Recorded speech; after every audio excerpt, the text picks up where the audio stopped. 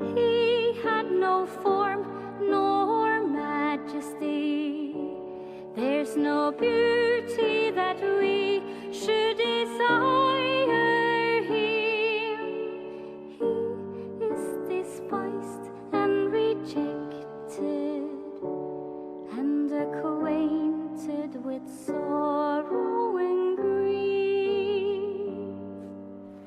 Surely he took up our griefs and carried all our sorrows.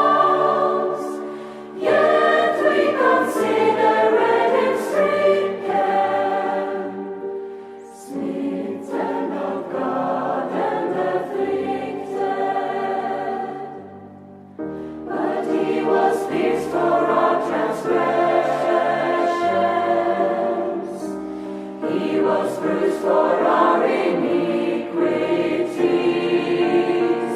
The punishment was all upon him, and by his wound we are healed.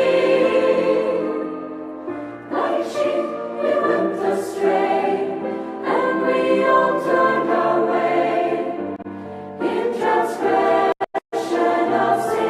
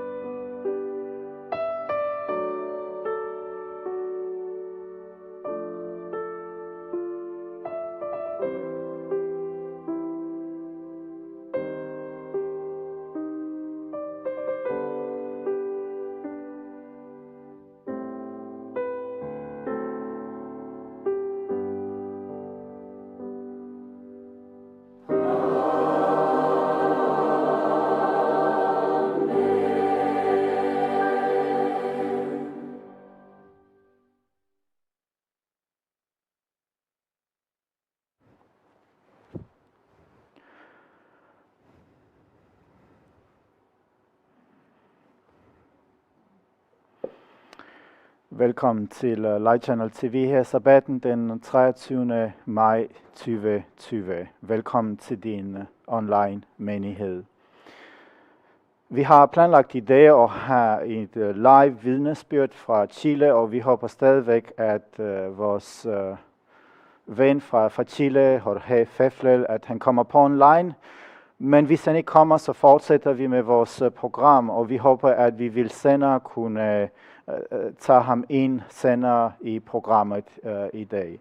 Vi har også den glæde, at Jorge har valgt at være faktisk ret tidligt op. Der er over 6 timers forskel, 7 timers forskel mellem os og Chile, hvis jeg husker korrekt. Og han er tidligt op for at kunne give sit vidnesbyrd.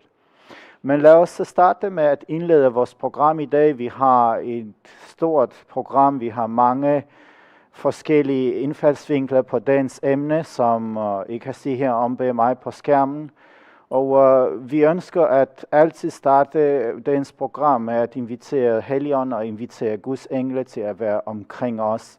Og også med ønsket og vores børn her fra Light Channel TV Danmark, vores studie, at Gud må være med jer alle, som lytter med i disse programmer, og som sender vil se disse programmer på YouTube, på vores hjemmeside eller på Facebook. Lad os bede sammen.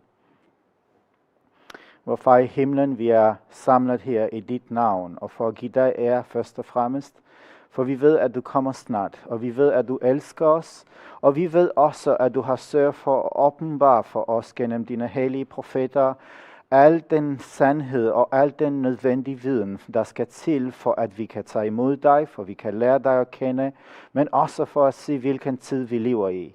Og vi som studerer, og vi ønsker også, at dem, som ikke studerer så meget, dem, som ikke er gået op for endnu, hvilken tid vi lever i, at de også må få øjnene op for, at de også må vågne op, inden det er for sent.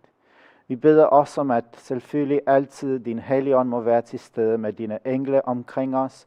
Og vi beder også om, at Jorge må få sin forbindelse igennem, hvis det er din vilje. Det beder vi i Jesu navn. Amen. Jeg håber, du finder dig godt til rette.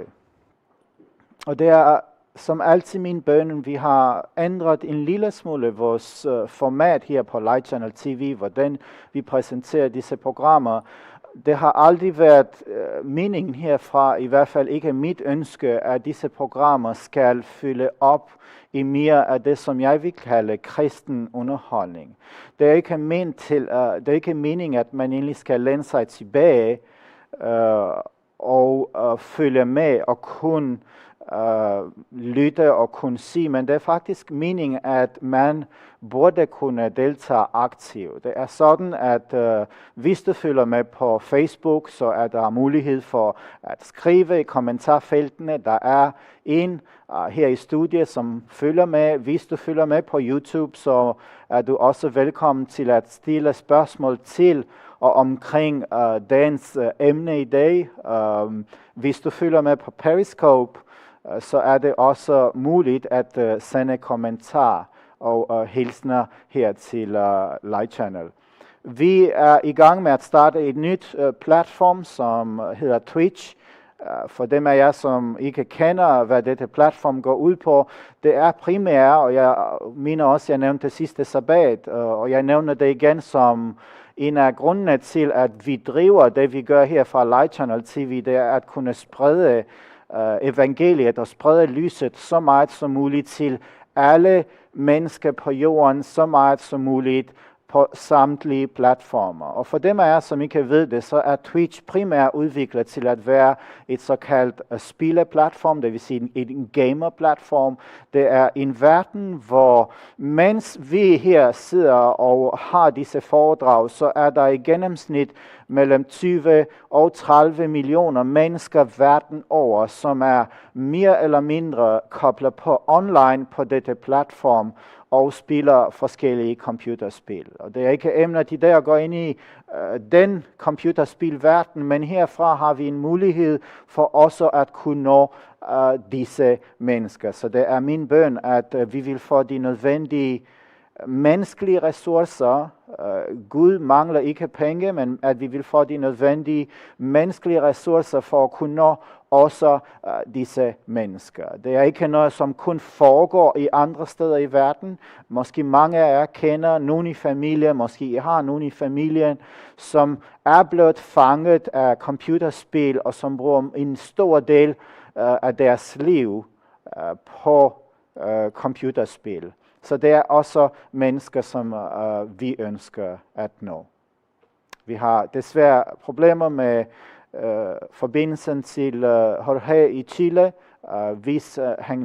Hvis det lykkes ham at komme på senere, så vi vil fortsætte med et interview. Men dens emne i dag er, som det står her på tavlen, det handler om, hvis jeg kan få skiftet til de rigtige inputs, det handler om den sidste supermagt. Det er et emne, som er taget med i dag og introduceret på baggrund af en større debat, som er opstået blandt andet i 7-dages adventistbevægelsen, som jeg vil komme ind på lidt senere. Men det er også et emne, som er en del af den serie, som vi her fra Light Channel har startet, som handler, ønsker du at blive sat fri af den eneste absolute sandhed, som vi finder i Guds ord. Så dagens emne i dag er egentlig inddelt i 2 store dele. Første del herfra, og efter pausen, så vil vi fortsætte med den anden halvdel. Den er også inddelt således, at i den første del i dag, så starter jeg med et bibelsk gennemgang af disse 4 trin, som I kan se her på skærmen om bag mig, hvis jeg har min PowerPoint på. Så er det således, at vi kan se, hvad er Guds rige, og vi får en forståelse af, hvis er Guds rige, nu har jeg allerede sagt det, hvis er dette rige, hvornår sker det, og hvor vil det være.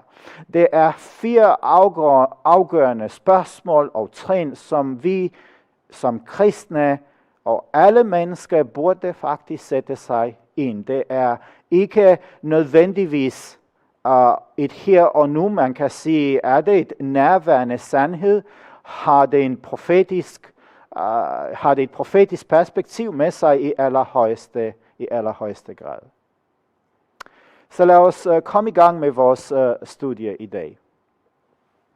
Mange, der engang var på udkig efter Jesus genkomst, og mange i dag, vi oplever blandt vores venner, blandt vores søskende, og udover når vi kigger i den kristne verden, så kan vi måle og kan vi bedømme at se, at det ser ud som om, at mange er faldet i søvn.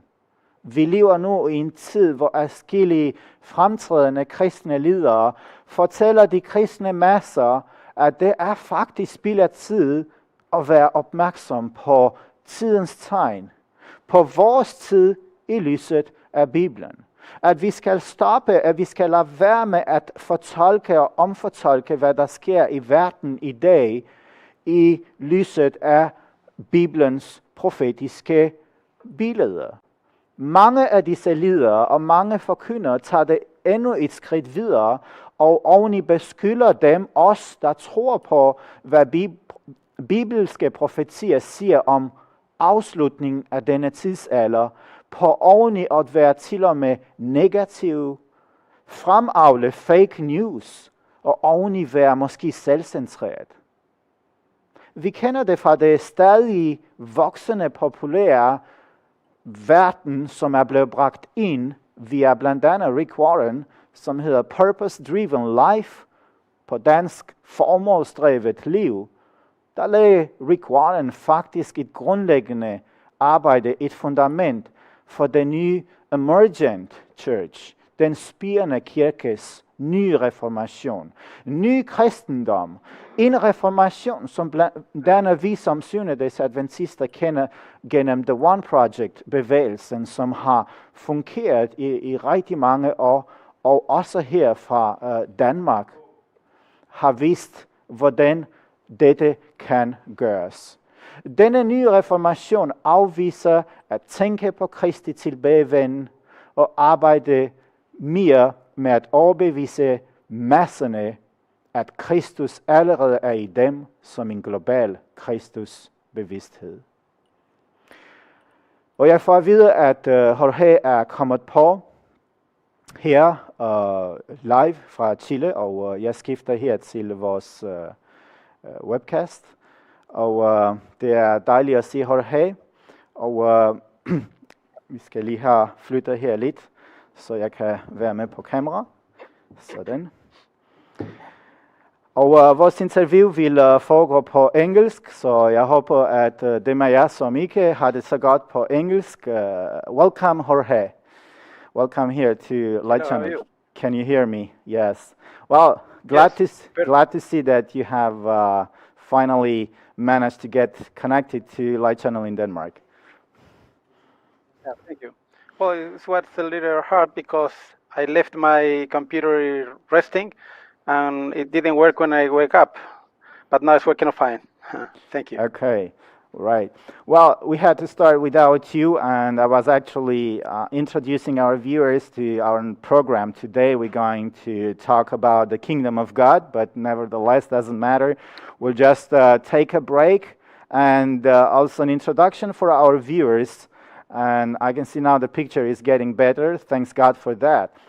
We have had at least one recording with Jorge on our channel, just to give a short biography of who you are. And I'm going to ask you also this question, Jorge, because it's better to let you answer. When did you started to get interested in Christianity, first of all? Well, since my childhood, very early, you know, my background is Jewish Christians. My father was direct descendant from King David in Bethlehem.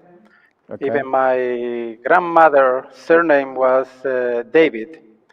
And we are registered at the Church of Nativity from more than 1,700 years back, or 800 years back, 1,800 years back.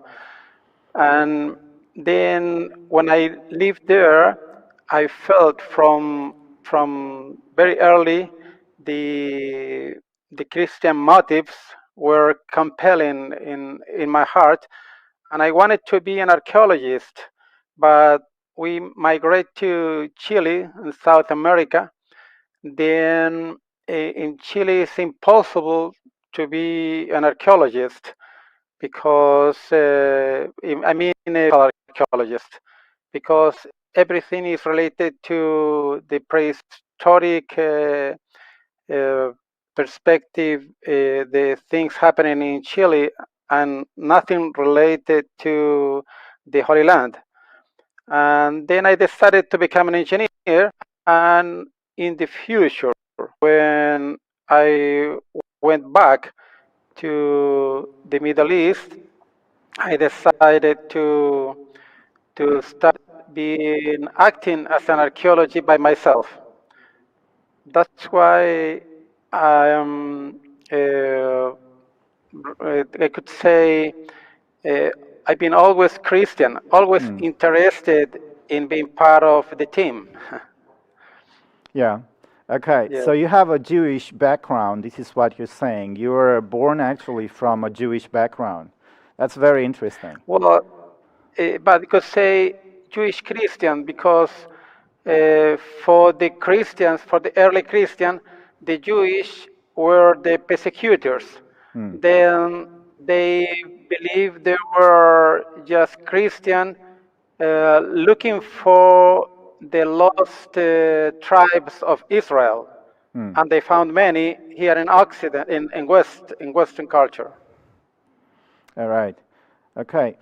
Well, Jorge, we have had a pleasure to have you with us here at Light Channel TV in Denmark, and we're going to do some additional recordings with you. I'm going to jump into your life story, fast forward into your life story, and I'm going to ask you the question, what did really get you interested in archaeology? Because you just mentioned, you told our viewers that you actually have an engineering background.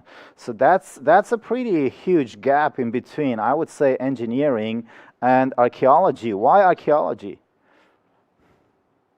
Well, what I can tell you is since my childhood, I was interested in the religious stuff. But I myself was, I could say, pushed to be sharing with my friends and family members about Jesus Christ and about the biblical history.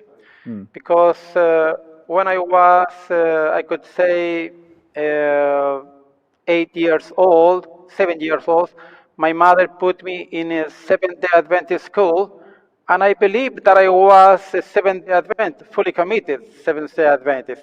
I wasn't baptized, but I was caring of my food, caring of the style of life I had, and then it wasn't very good school, but even my mother took me to a Catholic school, and but I was a Seventh Day Adventist and studying the Bible. And years passed, then I feel that I needed to share with my friends that the Bible was truth. Then I needed to start my own research. Uh, when I was in Australia, I migrated to Australia.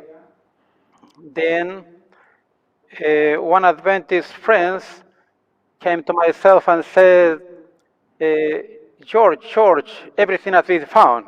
I said, how come? What do you mean everything? He told me, well, Ark of the Covenant, the Red Sea crossing, the Noah's Ark, everything, for one single person, an American guy, an anesthetist. I said, okay, what is not on the news? Well, do you have any material? Yes, I have some videos to share. Okay, I said, give it to me and I'll see it. I was thinking it was easy for me to prove that it was fake. Well, my surprise was a different thing because when I saw the videos, I find out that it was perfect and fitting all my, or answering all my questions. It was done by simple people. Then I realized that I have a solid material to research and share with the people. Okay, so this is how you got introduced to the Bible archaeology. I just want to roll back a little bit, Jorge, and ask you, well, it seems, as far as I know you, that Christianity kind of came into your life on a soft scale. So you didn't have, or did you? That's the question. Did you have a strong, let's say, something really happened in your life, an event that really made you realize that this is something you need to take serious? Or you just were a converted Christian from your childhood? Well, I believe I was a Christian since my childhood because it was something like coming from inside. Was taught from my mother mainly. And when I was at school, I couldn't learn anything at school because I was so young. And but when I read the Bible, it kept inside myself forever. Then I said, "Wow, I'm not bad for history, but I used to be very bad in history, but not in historical Bible." I said, "Wow, why? What's the difference?" Well, my brain, I think, was not mature. My right side was more active than the left side. Then my in my perception, I needed to study more religious stuff than anything else. And with the time passed, I become the top class in my school, but I was willing to share with my friends and with the rest of the people my beliefs. And then I felt the strong impression that I needed to study because it was just enthusiasm. When I was something like 14 years old, I decided to look for the church, for the truth, for the right church. Then I convinced one of my classmates that we were going to each one of the churches around us and just going at the back of the church and listening, not participating, just listening. And I said, well, we're going to start with this Adventist church I know. And we took our Bibles. We went there at 9:30 in the morning on the Sabbath, and we just arrived at 9:30. But in that church, they closed the door because they make a prayer. Then we couldn't enter at the right time. Then we stopped at the door, waiting for them to open.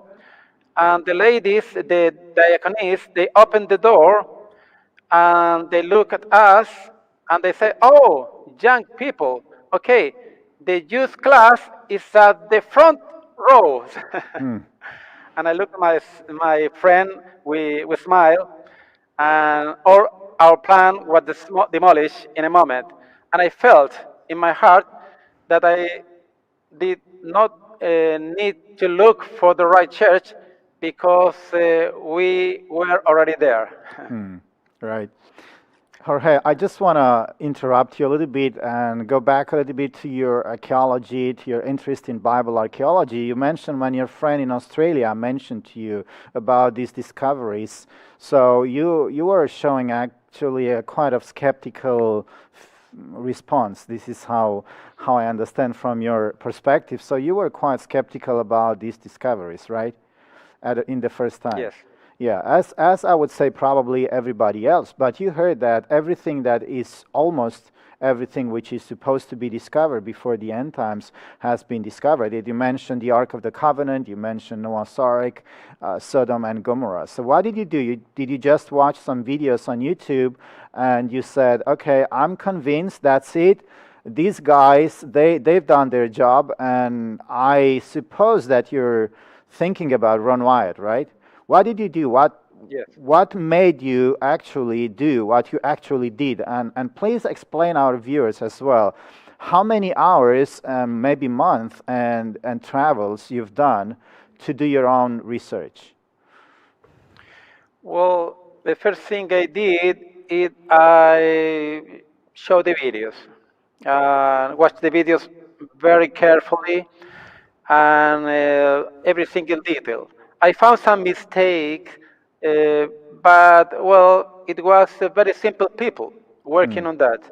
It wasn't professionally done, and I said, well, it fits what I understood about the Bible, because usually God uses simple people to do great discoveries.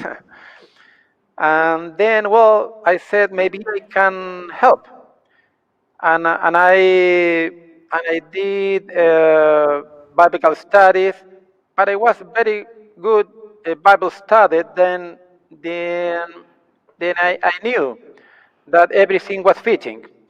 Then I was very fast convinced. But the problem is how to convince my friends, how to convince even the people at the church, because not everybody wanted to believe. Then it was a challenge. But when I start sharing, I wasn't really prepared.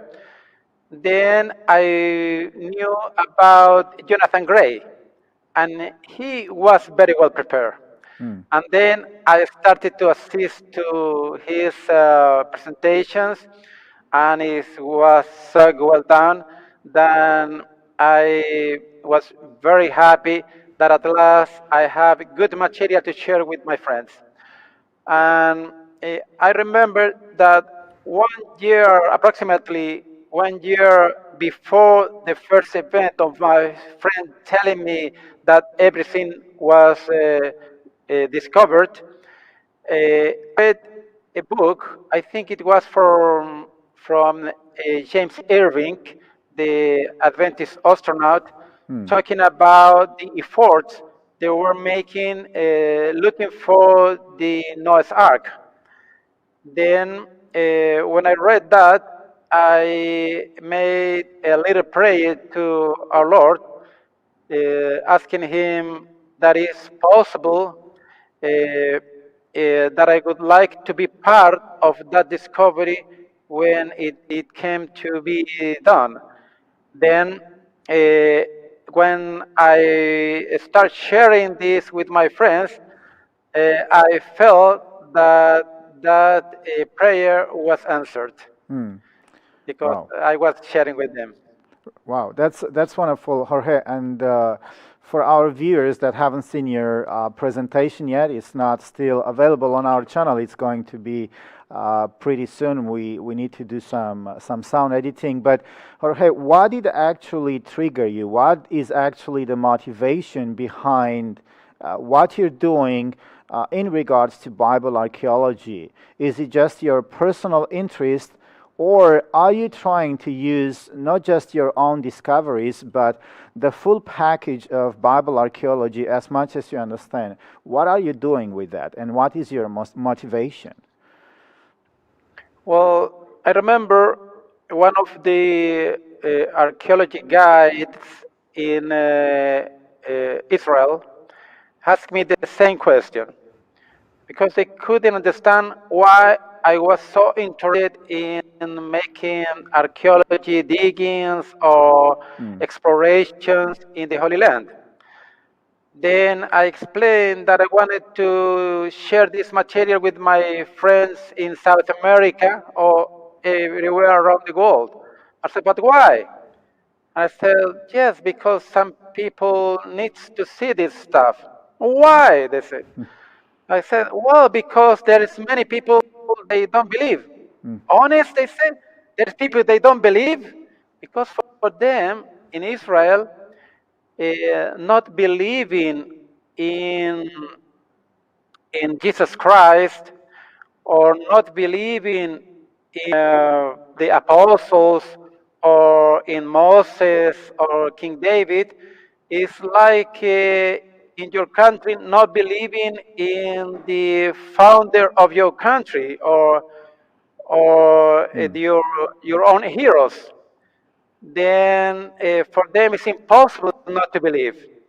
It's very hard to find somebody does not believe in the Holy Land. Then I said, well, in Chile, it's not. Many people in Chile or in different countries, like in Australia, they even are atheists, and they need a little push. They are like, I could say, Thomases that need to see to believe. Well, I will do that job because God didn't die that evidences to Thomas when he was saying that he was going not to believe till he sees and he touches the wounds of our master. Then Jesus appeared soon later and asked him to come forward and touch himself. Then I said, if God did that, why I cannot do that? And also, the most important thing that Jesus said to him was, is more happy the one that not believing, believing and not seeing, believe, because he will enjoy very much with the evidence will come. That happened to me. And to the many friends I share the material in the church, they become very, very happy. But the people that need a little help for believing, they were not that happy Right. because they were betting by in the wrong direction, and now they need to change directions. Right. And this is actually the subject we're going to have after we finish our interview here with you. Jorge, just the last Excellent. question here with you. And also in regards to your future presentation, and we are inviting everybody to watch your programs, which we're going to have here on Light Channel TV, especially as I mentioned, and you mentioned, because you've done your own research. You're not just basing your conviction on some YouTube videos. You've seen it for yourself with your own eyes. So you believe in these discoveries, at least the ones that you have done your own research, as anyone would believe in fresh water. This is my understanding of what you just said. Yes, So of course. what is your advice? Because you're using this as a tool, as you explained before. You were trying to explain to this Jewish guide. You're trying to use this as a tool because you are convinced, and I'm sure many of your friends and your family and maybe the churches you go to, this is as natural as fresh water. But as you mentioned, there are still a lot of people, even within Christian community, which does not believe or are very skeptical about these discoveries. So what is the last question, what is your advice to these people from your more or less perspective and background?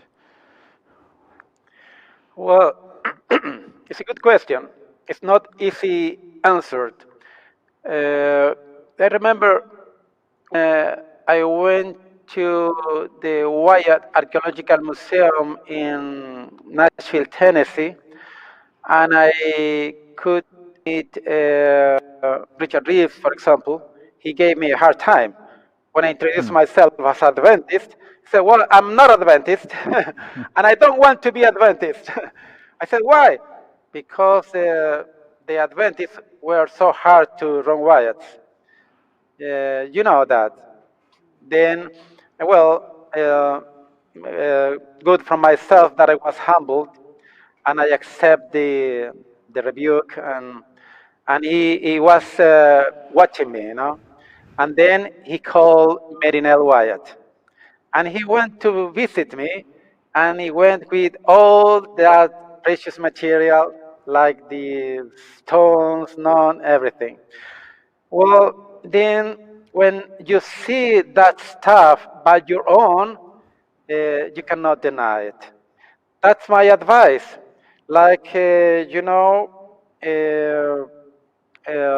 Philip told Nathanael, when Nathanael was praying under the tree, the fig tree, according with the Ellen G. White writings, he was praying about the fulfillment of the coming of the Messiah. Then he stopped the prayer, and suddenly Philip came and says, Nathanael, Nathanael, the Messiah has been found. Is this person the son of Joseph from Nazareth? Yeah. And says, well, from Nazareth, what can be good from Nazareth? But the wise answer from Philip was, well, come and see. That's what we have to do. Because imagine that you go and meet Jesus and talk to him and you get convinced. After that, you go to your friends and you tell them, look, I found Jesus, the Messiah. He says, where he came from? From Nazareth. Well, it's impossible because the Messiah needs to come from Bethlehem, according with the prophecies. You're wrong. Ha ha. You say, wow, what you have to do? Go and ask Jesus. Jesus, how come the Bible says you need to come from Bethlehem, but you're coming from Nazareth? What is the answer? Okay, no, I was born in Bethlehem. Oh, yes, honest. When? That time, that date, and 30 years ago. Okay, that's good. Then I can tell my friend that you're right. Then they come to their friends, explain to them, and they ask him, well, what date? How many years he has? 30. Okay, they research. And after that, they start laughing more. Why? I say, why are you laughing more? Because we prove that your Messiah is lying. Why? Because he couldn't be born that time. Why not? Because according with the history, all the young boys were put to death by Herod the Great at that date. Wow, what you have to do again? Go and Yeah. ask Jesus. When he went to talk to Jesus again, and Jesus tell him, "Yes, I know that. It's because I was saved because my father got a dream and he was advised to leave to Egypt. Well, it looks like a lie over another lie, yeah, to cover a lie. They say, well, the good question is, can you prove that? Yes, of course. Look, there, that is my mother. Go and ask her. Those are my cousins from Egypt. Go and ask them. Let go to the house where we'll stay at Bethlehem. But if you do that, you get convinced. Well, I did that. I went to Yeah. Bethlehem. I went to Jerusalem. I went to the Red Sea crossing. I went to see Sodom and Gomorrah, the garden tomb, everything. And God, not just myself, I took many people there. Then I was convinced. But you need to have that personal experience Right. living it by your own because the devil is always blocking the things. You know, the devil convinced the Jewish people to lie about the resurrection of Christ, Right. convince and brave the soldiers to let them say that the body was stolen by the disciples. Yeah. Then that's why Thomas was not convinced, because all the official information was blocking the truth. That's the reason. Then the best advice is to do that. Go by your own and do the research. Do And your own there, research. well, do Yeah. on your research and also pray. Because if you're not humble, you'll be out.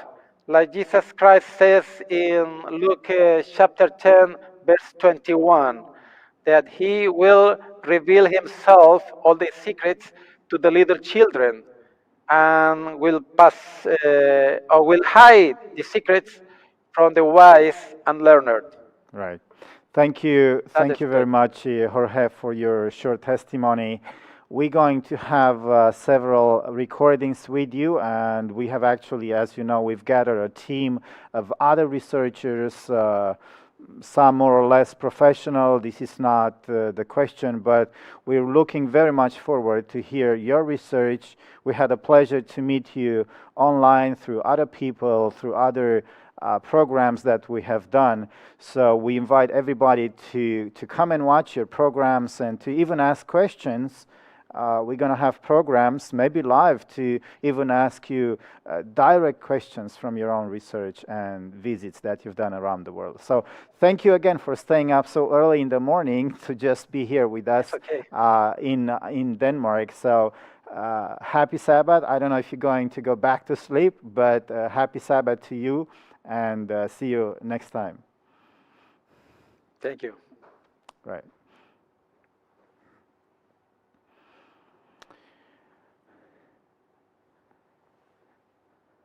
Velkommen tilbage her på dansk til Light Channel, og endnu en gang tak til Jorge, og tak for dem af jer, som har været med her i baggrunden til at sætte dette interview op. Lad os vende tilbage til vores emne i dag. Vores emne i dag handler om noget afgørende vigtigt. Handler om et valg, som altid. Det handler om den sidste supermagt. Som jeg nævnte i starten, så har jeg inddelt dagens emne i disse 4 trin. 1, 2, 3, 4, som I kan også se her på skærmen bag mig. Det er vigtige, afgørende trin, vigtige, afgørende spørgsmål, som alle mennesker også har brug for. Ikke bare kun kristne, men hvis vi virkelig ønsker at forstå Guds rige, så er det også afgørende for os at kunne forstå, hvad er det egentlig, det handler om. Inden vi startede med interviewet, så nævnte jeg det stadig populære purpose-driven life, formålsdrevet liv, bevægelse, som Rick Warren brugte for at lægge grundlag, og det grundlæggende arbejde for denne nye såkaldte emergent kirke, spirende kirkes nye reformation. En reformation, der afviser at tænke på Kristi tilbagevenden og arbejde mere med at overbevise masserne, at Kristus allerede er i dem som en global Kristus-bevidsthed. Og for nogle af jer, som kommer fra New Age-verden, eller har sat jer til en mere eller mindre grad i en New Age-tænkning, ja, så lyder det faktisk, og det er New Age. Det er en af de mange, jeg vil kalde det, tentakler, som fjenden har udtænkt for at bedrage dig og mig. Og som du vil se i den følgende dokumentation, så siger Warren en lav respekt for Bibelens profeti. Måske hjælper dette med at forklare, hvorfor så mange, der engang faktisk forventede hans tilbagevenden, er blevet optaget af verdslige ambitioner. Warren skriver i hans bog Purpose Driven Life, og nu har jeg glemt at oversætte her artiklen til dansk. Men han skriver, at da Jesus' disciple kom til Jesus og ønskede at tale om profetier, så ændres Kristus eller Jesus hurtigt samtalen til evangelisering og evangelisme. Kristus ifølge Rick Warren ønskede disciplerne til at koncentrere sig på om deres mission i verden. Og Rick Warren påstår, at Jesus sagde følgende: detaljerne omkring min tilbagevenden er none of your business. Det kommer ikke af jer ved. Hvad er jeres forretning, hvad jeres fokus skal være af den mission, jeg har givet jer?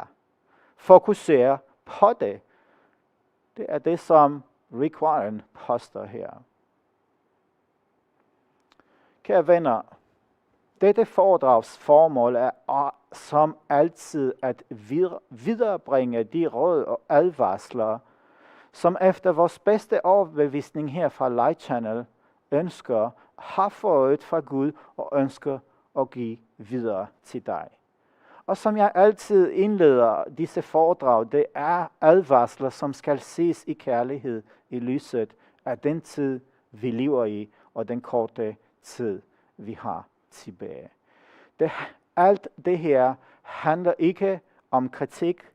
Det handler ikke om personlige angreb, men det handler om, at du og jeg, vi har et ønske, og det er forhåbentlig vores fælles ønske, og det er nok årsagen til, at du også følger med på disse programmer, at vi ønsker at være sammen, også på den anden side. Vi ønsker at være sammen. Så endnu en gang ønsker jeg at invitere Helligånden til at læse os og oplyse vores sind, mens vi fortsætter gennem dette studie. Gennem historien har Guds folk længtes efter Jesu ankomme. Og jeg håber, du er også en af dem. Fordi det repræsenterer afslutning på al synd, elendighed, sorg, død og etablering af det sande evige fred. Og hvis du ønsker at være med i dette rige, så er du kommet til det rette sted. Hvis du virkelig ønsker, at netop dette rige skal repræsentere afslutning på det, vi kender fra den forkerte side af historien.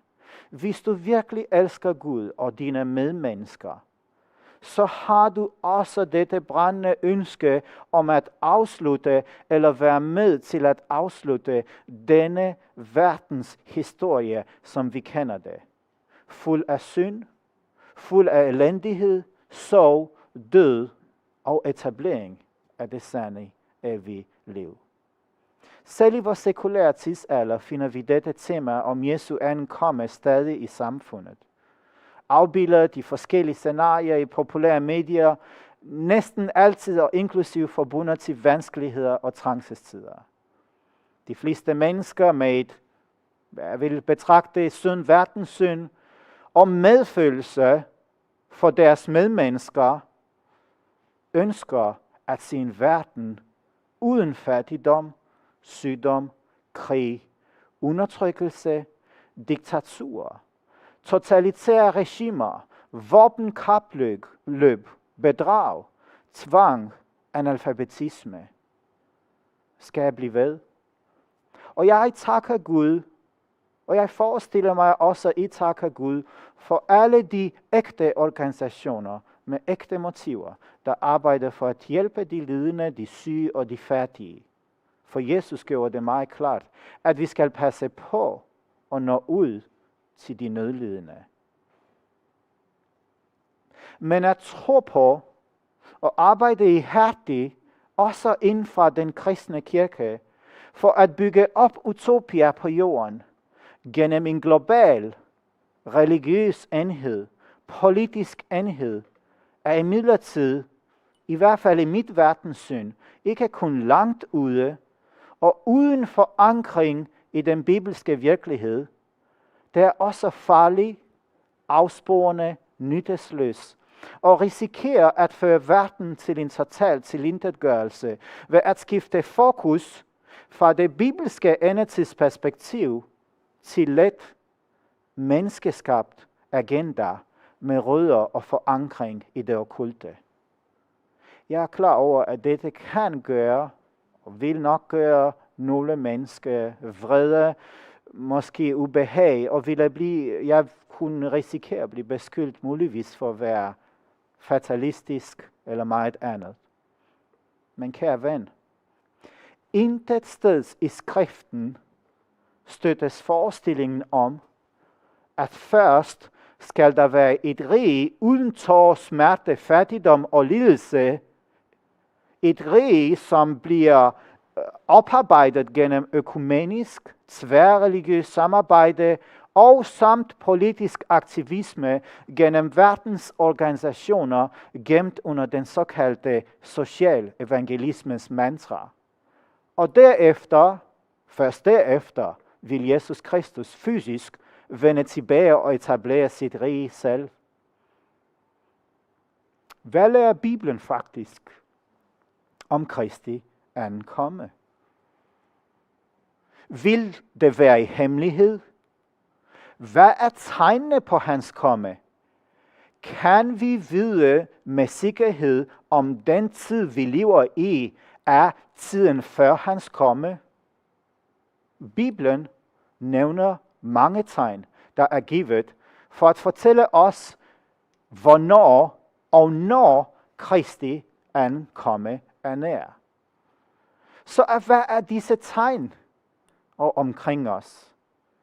Det er tegn i Bibelen, det er tegn gennem historien, og det er tegn i dag. Mange andre vigtige og afgørende spørgsmål rejser sig. Spørgsmål, som har et evigt betydning for dig og mig, kære ven. Om og hvis du ønsker at være sammen med Jesus i evigheden. Svaret på disse spørgsmål må du selv finde. Og du må finde dem her på jorden, på denne side af historien, før han kommer. For når han kommer, det er for sent at finde svaret. Du vil få svaret. Men det er et svar, som kan have skæbnesvanger betydning for dit evige skæbne. Guds svar på disse spørgsmål vil være med til at afgøre, hvilken retning du vælger, og hvordan du indretter dit liv på jorden her og nu. Det er indlysende, at vi fremstiller ikke et scenarie, hvor vi har en garanti, for vi alle sammen vil være i live, når Jesus kommer igen. Vi ved ikke, om vi er her i morgen.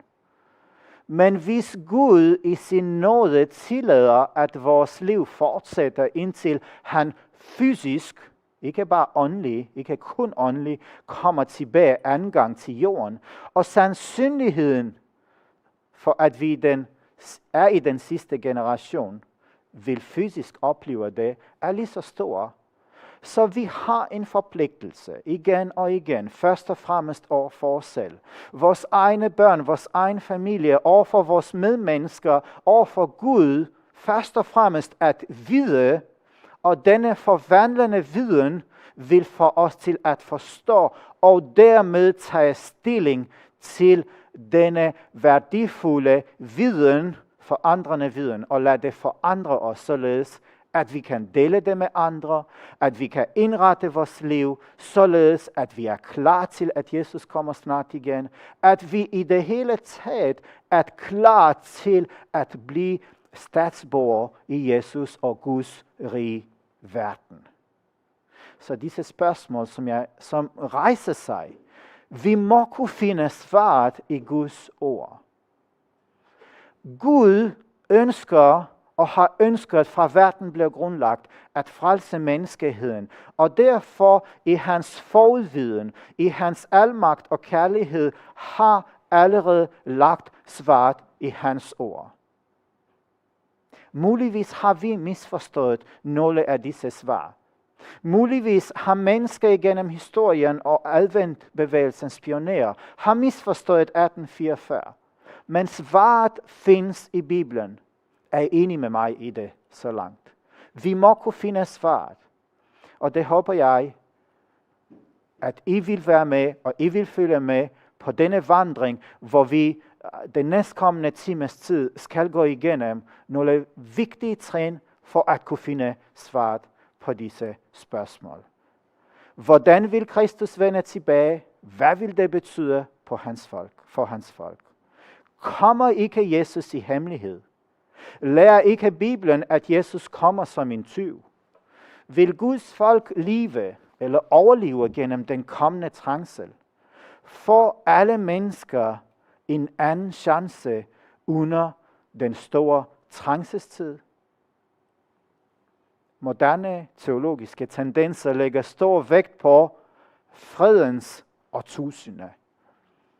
3 vigtige synspunkter på denne årtusindens skifte er faktisk blevet fremlagt igennem kristendommen, gennem mange forskellige teologer og gennem mange forskellige talere. Vi kender det fra disse udtryk: amillennialisme, postmillennialisme og præmillennialisme. Det er nogle udtryk, som nok er ikke så kendt i vores verden i dag, men i vores sprog i dag. Men ikke desto mindre, så forsøger disse ideologier at give svaret på alle disse spørgsmål. Hvordan ser Kristi tilbagevenden ud? Hvad sker der med Guds folk? Kristus lovede, at han ville vende tilbage for at samle sine levende og døde tilhængere. Hvordan vil dette se ud? Hvad sker der med dem, som har afvist Gud? Bibelen imidlertid er meget klar i sin udmelding over, hvilken skæbne vil møde dem, der afviser Gud. Kære venner, alle disse spørgsmål skal vi kunne finde svaret på i Bibelen. Mange kristne i dag tror på en hemmelig bortrykkelse. En tankesæt og en forståelse, som stammer fra den dispensationalistiske opfattelse af bortrykkelsen, men det er ikke en bibelsk opfattelse. Og giver dem, der afviser Gud, i sidste ende den falske tro på, at menneskeheden vil få en ekstra chance for at vende sig til Gud, efter at Guds folk er blevet bortrykket. Læren om Bibelens profetier, om Guds dom, befrielse, Armageddon, jorden skabt på ny.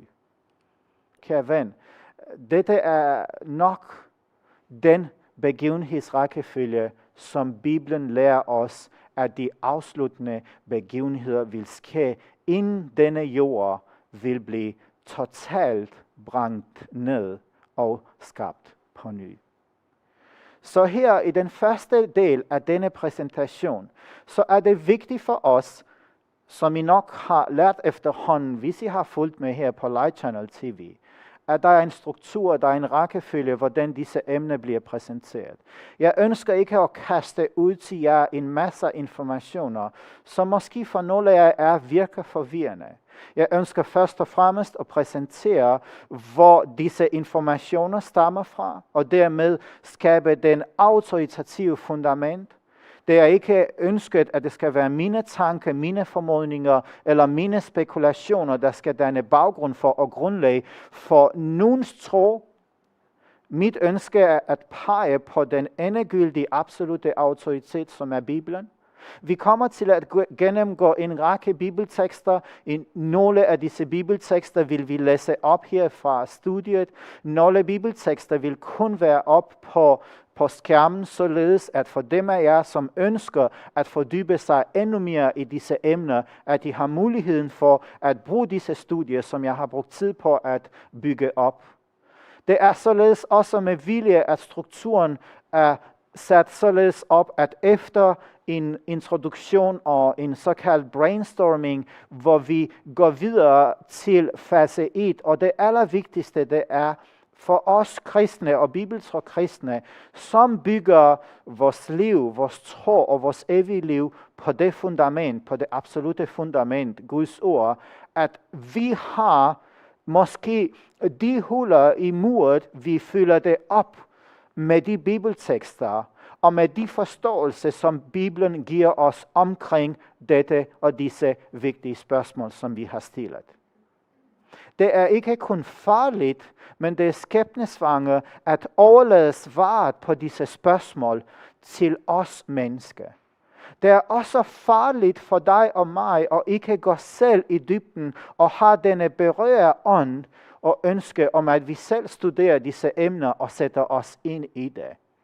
Fordi vi lever i en tid, kære venner, hvor vi kommer til at blive og er allerede bombarderet med falsk forkyndelse. Alt inklusiv også herfra, også inden fra adventistbevægelsen. Denne rækkefølge, som jeg har sat her op på skærmen, det er den rækkefølge, som i vores bedste overbevisning som syvendedags adventister, os som tror virkelig, vi bygger på Bibelen og Bibelen alene, på trods af de beskyldninger, som kommer desværre fra mange af vores kristne venner, som ikke har sat sig ind så meget i adventbevægelsen tro og lære, som kalder os for værende en sekt eller en kult, for at vi tror mere på Ellen White, end vi tror på Gud. At vi har gjort Ellen White til Bibelen, i stedet for at tage Bibelen for sola scriptura. Men det er en opfordring til dig, kære ven, som måske har nogle af disse lignende tanker. Ellen White, vi tror på, at er Guds sidste profet. Men Ellen Whites skrifter har ikke og vil ikke erstatte Bibelen. Ellen White har været den største guide for syvendedags adventistbevægelsen, for at vi kan gå tilbage til at forstå Bibelens sandheder. Så i dag så vil du opdage, at faktisk så har jeg ikke taget nogen af Ellen Whites citater med, men jeg har taget kun bibelske bibelvers, som jeg kan fortælle dig, at det bliver understøttet igennem tusinder af bøger og tusinder af sider, som Ellen White har skrevet også omkring disse emner. Men måske for dig, som er skeptisk eller lidt skeptisk over for Ellen White, så har jeg i dag med vilje lagt lidt Ellen White til side, ikke på hylden, men har valgt at sætte stor fokus på at præsentere, at vi som syvendes adventister, bibeltro syvendes adventister, finder svaret på disse spørgsmål, som jeg har sat herop, som kommer på skærmen, er i Bibelen. Nummer 1. Dommen vil afsluttes ved prøvetidens afslutning. Og det er den rækkefølge. Konsekvenserne begynder. Det er det, som Bibelen kalder plagerne. Befrielse og Armageddon. Den sidste krig, som vil afslutte for altid den store strid i Guds univers. Satan bliver bundet for 1000 år. Guds folk vil være med til at dømme de fortabte, og Gud vil være med til at dømme verden og til og med Gud. Kristi tilbagevenden efter de 1000 år. Opstandelsen af dem, der har afvist Gud, for deres evige tilintetgørelse. Kristi kroning, straffen for dem, der har afvist Gud, og jorden vil blive skabt på ny. I sidste uge kunne man læse denne artikel på adventist.dk. Og i det er også en, som betragter mig selv som syvendes adventist, så tillader jeg mig at stille spørgsmålstegn til nogle af de påstande, som artiklen kommer med. Og igen, det skal siges, at mine kommentarer ikke er rettet mod artiklens forfatter, personligt eller hjemmesidens udgivere. Dog er vi i den forpligtende situation som kristne, at vi skal advare alle, og vi skal stille spørgsmålstegn, og vi skal råbe op omkring forkyndelse, som ikke stemmer overens med Bibelen. Og hermed ønsker jeg også at viderebringe et tak til jer, som har kontaktet mig i løbet af ugen med spørgsmål og kommentarer omkring sidste sabbats emne. Jeg tager det til efterretning. Jeg vil studere det.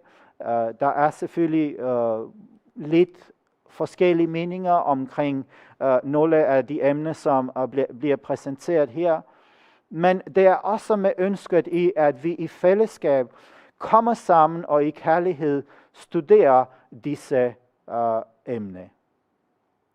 Artiklen, som man stadig kan læse på adventist.dk, har titlen Jesus kommer ikke endnu. Enden er ikke endnu.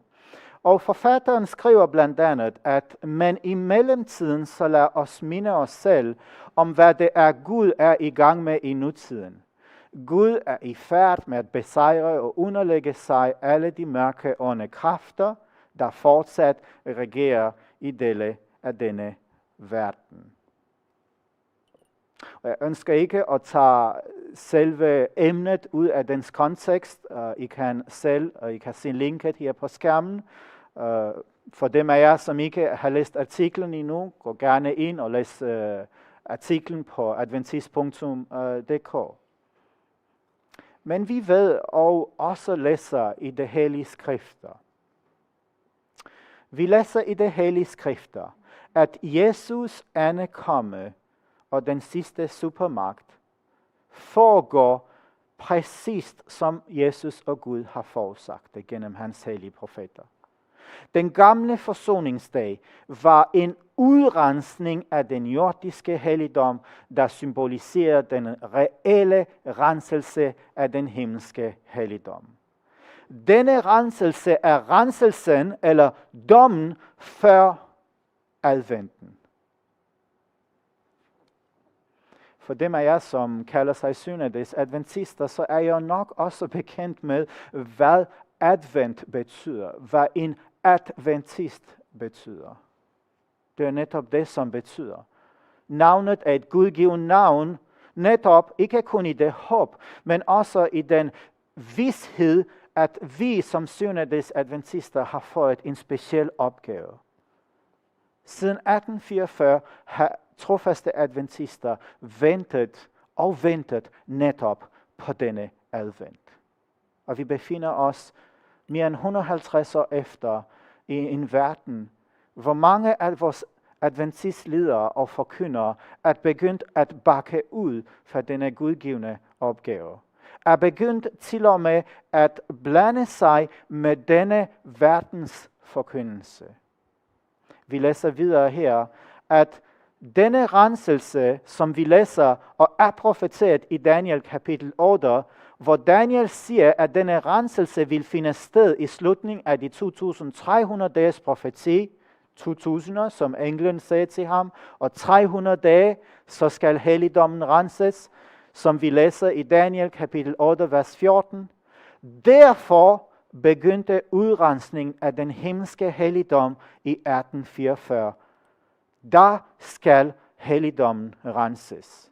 Så kære venner, jeg ønsker her mig fra starten allerede ligge opstartstidspunktet, men også det vigtige opstart i adventbevægelsens proces og opgave. At Jesus kom ind i det allerhelligste på denne dato for at begynde sit arbejde, sit modbilledelige arbejde, som er den endelige forsoningsdag.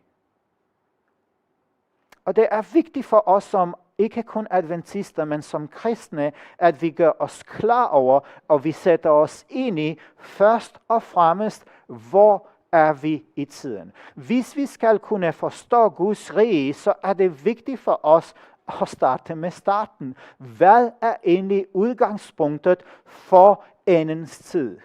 Som vi så mange gange har læst og studeret her fra Light Channel, når vi taler om 1798, når vi taler om afslutning af Bibelens længste profeti, som vi har nævnt her, fra Daniel kapitel 8, 14, 2300 år.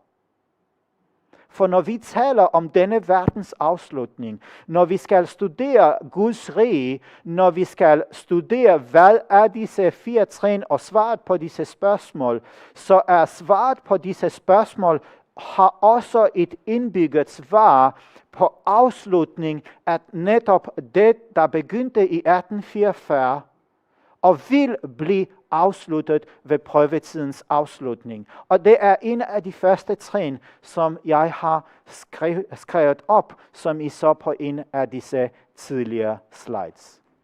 Det er vigtigt for os, og det er afgørende for vores forståelse, at have netop denne forståelse.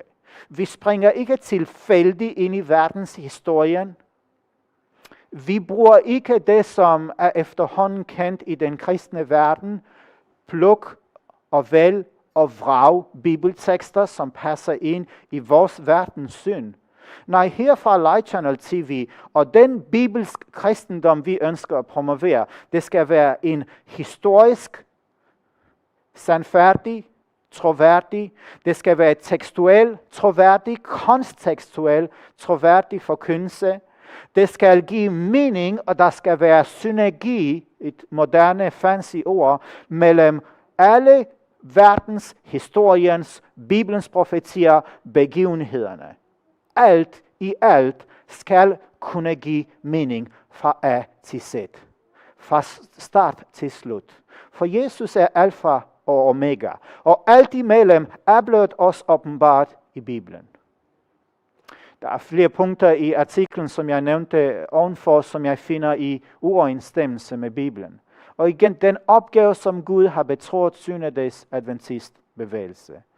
Men lad os tage fat i en bibelsk gennemgang. Et bibelstudie omkring Guds rige.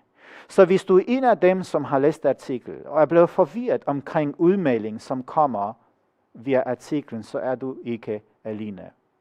Og jeg håber og tror, at du vil med stor sandsynlighed finde svaret, måske en del af svaret på disse spørgsmål i dette studie. For vi ønsker at bygge igen og forankre vores tro på Bibelen. Og har brug for at få genopfrisket og måske genopbygget disse evig gyldige sandheders fundament, kære venner. Så det kan indprintes i vores sind endnu mere. Således at vi når dertil, hvor vi vil være i stand per åndelig refleks at genkende bedraget med det samme. Så igen i min indledning til dagens studie har jeg stillet disse 4 trin, disse afgørende spørgsmål. Så lad os starte med denne gennemgang, som tiden tillader os at finde eller genfinde svaret i Bibelen på disse spørgsmål. Så spørgsmål nummer 1 er, hvad er så Guds rige? Og lad os tage fat i Daniel kapitel 2, vers 44. For Daniel, Guds profet, som er blevet bekræftet af Jesus selv, at skriver i Daniel kapitel 2, vers 44. Og kære venner, igen min opfordring til jer, tag jeres bibel frem, for vi kommer til at slå op nogle bibeltekster, som ikke kommer hermed på skærmen. Jeg har taget de første bibeltekster op, så I kan nå at hente jeres bibler. Det er meget vigtigt, at vi gør os bekendt med Bibelen, og ikke bliver åndeligt dovne, således at vi forventer, at alt kommer op på skærmen, så vi behøver ikke os selv læse det op. Der ligger en træning, og der ligger også en forståelse, at vi selv slår i vores egen bibel op disse bibeltekster, så vi kan blive fortrolige med disse bibeltekster. Så Daniel skriver følgende: I de kongers dage skal himlens Gud oprette et kongerige, som i al evighed ikke skal gå til grunde, og intet andet folk skal få kongemagten. Det skal kunne knuse og tilintet gøre alle de andre kongeriger, men selv skal det bestå til evig tid. En kendt forfatter og en af vores bevægelses første pionerer skrev følgende i sin hæfte, et hæfte, som blev udgivet i 1800-tallet med titlen Guds rige. Og en del af det materiale, kære venner, som jeg kommer til at præsentere i dag, er faktisk hentet fra dette hæfte. Og jeg læser følgende, og han skriver følgende. Fra hæftet Guds rige, William Miller. Meget er blevet sagt og skrevet om dette af forskellige kommentatorer. Forskellige sekter og partisaner har beslaglagt denne tekst og anvendt den på deres sekt, og bevist, som de sandelig tror, at deres sekt er det sande Guds rige, som vil stå evigt. Katolikkerne siger, og jeg er her, katolikkerne siger, at det blev oprettet i det romerske Kaisers dage, og kræver således paven Sankt Peters stol og kongeriget, og at til biskoppen af Rom var nøglerne til dette rige, der blev givet ved Sankt Peters død. Og paverne har været efterfølgere og det jordiske hoved i dette kongerige lige siden. Baptistforfattere, mange af dem, siger det samme og hævder en afstamning fra apostlerne for baptistkirken, hvilket det gør kirken til, hvad katolikkerne gør med paven, og prøver at vise en regelmæssig rækkefølge af kirken, som katolikkerne gør deres paver. De hævder også endda, at dåben ved nedsænkning skal ses som en indledende ritual ind i kongeriget, og at ingen er borgere i dette rige, før de overholder denne rekvisition. Episkopalier er nogle af dem, som hævder, at det samme rige er blevet oprettet af Englands konge, og derfor er kongerne eller dronninger i England de akkrediterede chefer for bispedømmet og herskere over den synlige kirke. Presbyterianer siger, at det blev oprettet i Luthers dage blandt de tyske konger, kvækkerne i Fox dage, metodisterne i Wesleys dage, Shakers i Anne Lees dage og mormonerne i Joseph Smiths dage. Og det samme kan siges om os syvendedags adventister, kære venner.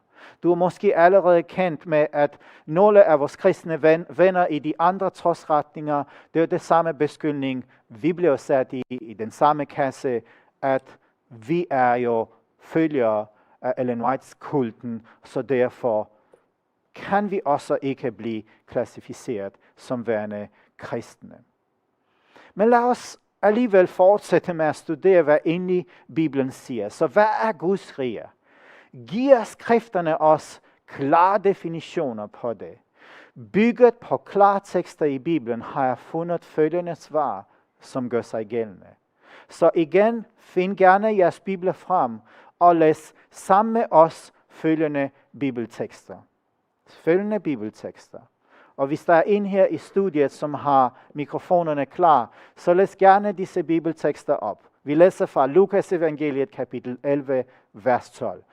For Jesus selv giver svaret på spørgsmål. Hvad er Guds rige? Vær så god, Maria. Når I beder, se vor far, som er i himlen, hellig være dit navn. Dit kongedømme komme, din vilje ske som i himlen, så på jorden. Og det næste vers fra Romerbrevet, kapitel 14, vers 17. Til Guds rige består ikke i, hvad man spiser og drikker, men i retfærdighed og fred og glæde i Helligånden. Okay. Og så har vi de næste følgende bibelvers, som fortæller os endnu et vigtigt aspekt. Så hvis I gør klar til at allerede læser de næste bibelvers. Men her har jeg allerede konkluderet, at en af svarene på det første spørgsmål, hvad er Guds rige? Og det er himmelsk, for himlens Gud sætter det op, og det vil sige, som der står her, det vil sige, at det er Gud, som ophøjer det. Det er åbenbart et helligt rige, til Guds vilje skal ske i den, som i himlen. Som vi har læst her fra Jesus selv. Guds vilje vil ske i denne kommende Guds rige. Det kommer ikke til at være menneskelig vilje, hverken FN, samarbejde med tværreligiøse samarbejde, den nye verdensregering, som er ved at etablere sig gennem denne epidemi, hverken den nye verdensreligion, krislam eller hvad man ellers kalder det, kommer til at have noget som helst med dette kommende verdensrige. Og hermed læser vi fra Jesus selv. Men lad os læse videre, fordi der er flere bibeltekster, som fortæller os følgende. Vi læser i Salmerne kapitel 24, vers 7, og Salmerne 145, vers 12 og 13. Så hvis den første tekst bliver læst op, og den næste er klar. Løft jeres hoveder i porte, løft jer i ældgamle døre, at ærens konge kan drage ind. Den riges ære, tale om din vælde for at kun gøre for menneskens børn, hans vælde og hans riges herlige ære. Dit rige er et rige i al evighed, og din herredømme varer fra slægt til slægt. Og de næste vers fra Daniel kapitel 7, vers 14-27, og Hebræerne kapitel 12, vers 28. Og magt og ære og herredom gaves ham, og alle folks stammer og tungemål skal tjene ham. Hans magt er en evig magt, aldrig går den til grunde. Hans rige kan ikke forgå. Men riget og herredømmet og storheden, som tilhørte alle rigerne under himlen, skal gives den højestes helliges folk. Dets rige er et evigt rige, og alle magter skal tjene og lyde det. Okay. Næste vers. 2. Peter kapitel 1, vers 11. Derfor, efter de vil modtage et rige, som ikke kan rystes, så lader os være taknemmelige og derved tjene Gud til hans velbehag med ængstelse og frygt.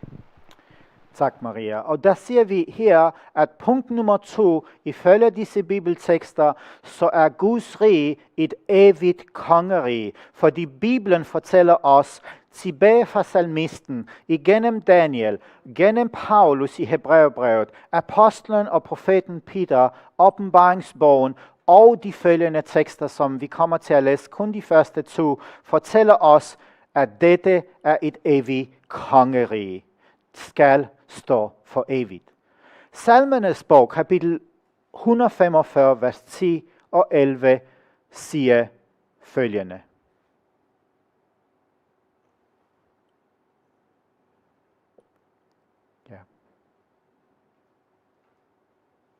Herre, skulle alle dine gerninger prise og din hellige lov dig. Ja. Og Esajas kapitel 2, vers 10, 19 og 21.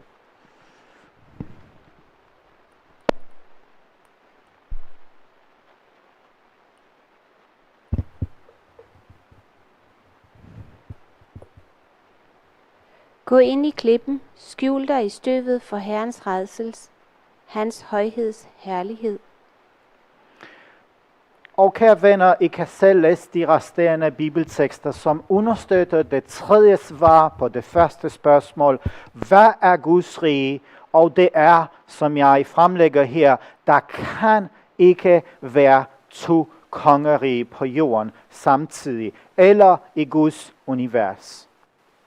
Denne midlertidige jordiske rige, som vi har nu, det er faktisk Guds nådes rige. Et aspekt, som vi kommer lidt på senere. Det er ikke Guds rige. Gud vil ikke etablere sit rige på jorden, før han kommer igen og fuldfører sin opgave. Og det er vigtigt for os at forstå disse aspekter. For igen, der kan ikke være to kongerige samtidig, som begge vil stå side om side for evigt. Så derfor må vi naturligvis antage, at de tekster, som vi har læst, beviser, at det skal være et glorificeret rige. Og faktisk den sidste citerede tekst beviser, at dette vil være tilstanden i den sande nye Jerusalem, som vil blive bragt til jorden efter de 1000 år, og ikke før. Lad os læse videre i følgende tekster, for vi har endnu flere tekster, som skal give os svaret på dette spørgsmål. Hvad er Guds rige? En af de bedste tekster, som vi har her, du er velkommen til at læse det op, Maria, højt og tydeligt, det står her på skærmen, fra Johannes kapitel 18, vers 36, hvor Jesus sagde: Jesus svarede, mit rige er ikke af denne verden. Havde mit rige været af denne verden, så havde mine tjenere kæmpet for, at jeg ikke skulle overgives til jøderne. Men nu er mit rige ikke af denne verden. Tak. Sammen med de andre bibeltekster, kære venner, som I siger her, tiden løber fra os. Der er mange bibeltekster, vi kunne have taget med. Men sammen med de andre bibeltekster, så er det opsummeret konklusion, som svar nummer 4 på dette spørgsmål, hvad er Guds rige? Det er indlysende, at det er en glorificeret kongerige. Et evigt rige. Et evigt rige, som kan ikke være i overensstemmelse eller sige, at det er en jordisk rige eller en dødelig rige. Det er en udødelig rige. For Kristus siger også, som vi har læst også i andre tekster, men vi læser også i de andre bibeltekster, at dette rige kan aldrig eksistere i en dødelig tilstand. For Abraham, Isak og Jakob sammen med alle profeterne er gået fra den dødelige tilstand til det udødelige i dette rige. Så vi kan godt konkludere, at det kongerige, der omtales i skrifterne, er et himmelsk rige, hellig rige, retfærdig og evigt, et evigt rige, hvor kongerigets undersåtter vil skinne som solen. Alle arvingerne skal herliggøres, og korruption ændres til inkorruption, den dødelige til udødelighed, så døden vil blive opslugt og besejret. Kære venner, kan vi tillade os at konkludere herfra, som vi har læst ifølge de bibeltekster, den konklusion, som jeg har præsenteret for jer her? Er det et bibelsk konklusion? Kom gerne med jeres svar eller kommentar. Er det også det rige, som I ønsker at se frem til, som jeg har præsenteret for jer her? Men lad os gå videre til det næste trin. Lad os gå videre, for vi har stadigvæk nogle spørgsmål, vi skal give svar på. For det næste spørgsmål, vi skal finde svar på i skrifterne, er, hvis rige er det så? Og her har vi disse bibeltekster fra Apostlernes Gerninger, kapitel 14, 22, og 2. Thessaloniker, kapitel 1, vers 5. Det er 2 bibeltekster, som vi tager her i første omgang, som giver os svaret på dette spørgsmål. Apostlernes Gerninger, kapitel 14, vers 22. Og styrkede disciplernes sjæle og påmindede dem om at blive i troen og tro, og om at vi må igen mange trængsler indgå i Guds rige. 2. Thessaloniker, kapitel 1, vers 5. Heri ligger et varsel om Guds retfærdige dom, at I skal agtes værdige til Guds rige, som I lider for. Så kære ven, begge disse tekster viser, at Guds rige var ikke kommet på det tidspunkt, som apostlen Paulus fortæller os, men de troende blev formanet til at være trofaste og udholde lidelse, trængsler, så de kunne måske regnes som værdige til at få del i Guds rige, når dette rige skulle komme. Derfor vil ingen foregive, at her henvises faktisk til et tidsmæssigt årtusinder, eller at her mindes om, at der er tale om evangelisk kirke, eller et andet opsætning på denne jord, for disse kristne brødre blev allerede regnet som værdige til at høre til kirken. Så derfor svaret må være, at et hvert åben og ydmygt sind må straks se, at Guds rige er ikke tidsmæssigt, men evigt. Guds rige er ikke jordisk, men himmelsk. I Lukas kapitel 14, vers 15, som vi kommer til at læse om lidt her, vi siger også, at vi genfinder svaret på dette spørgsmål. Vær så god. Men da en af dem, som sad med til bords, hørte dette, sagde han til ham, salig er den, som holder måltid i Guds rige. Så nu spørger jeg, at ifølge denne tekst, er enhver velsignet, der spiser brød i kirken eller her på jorden, under et andet entitet eller opsætning, er vedkommende i Guds rige? I bekræftende fald, hvad kan så teksten i Lukas kapitel 13, vers 20 så betyde? Hvad er så konklusionen på det, vi har læst? Lad os læse Lukas evangeliet kapitel 13, vers 20. Endvidere sagde han, hvad skal jeg sammenligne Guds rige med? Konklusionen, som jeg har legnet op her, det er, at svaret på spørgsmål nummer 2, hvis rige er det, det må være et rige ifølge disse bibeltekster, der er givet først og fremmest til Jesus Kristus, menneskesønnen, når og kun når disse betingelser er blevet opfyldt. Og igen, kære venner, husk, hvad jeg har startet med. Husk, at vi befinder os i nådetidens rige, som startede og som fortsatte, og som der blev sat prik over i 1844, da Jesus gik ind i det allerhelligste. Og denne rige vil først blive oprettet kun, nummer 1, når han forlader sin ypperste præstlige tjeneste. Nummer 2, når han afleverer den forløste kirke til Gud Faderen.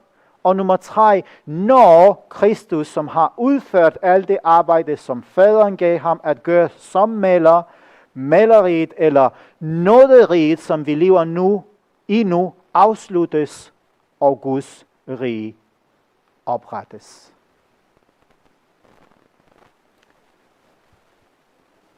Det er et rige, der er givet til Jesus Kristus. Igen, kun når menneskesønnen opfylder de sidste 2 betingelser. Kristus sidder nu på sin fader Davids trone, har sejret over alle fjender, al autoritet og magt mod hans retmæssige regering på jorden, efter at han havde smadret alle andre kongeriger i stykker, som i keramikpotte, og brændt de ugudelige op, og renset jorden, og genoprejst de hellige. Så bliver denne verdens kongerige underlagt vor Herre Jesus Kristus, og han skal regere for evigt og altid. Så bliver Jesus velsignet med Gud for evigt. Og hans rige vil fylde hele jorden, og hans tabernakel skal være med mennesker, og han vil bo hos dem og være deres Gud, og de skal være hans folk.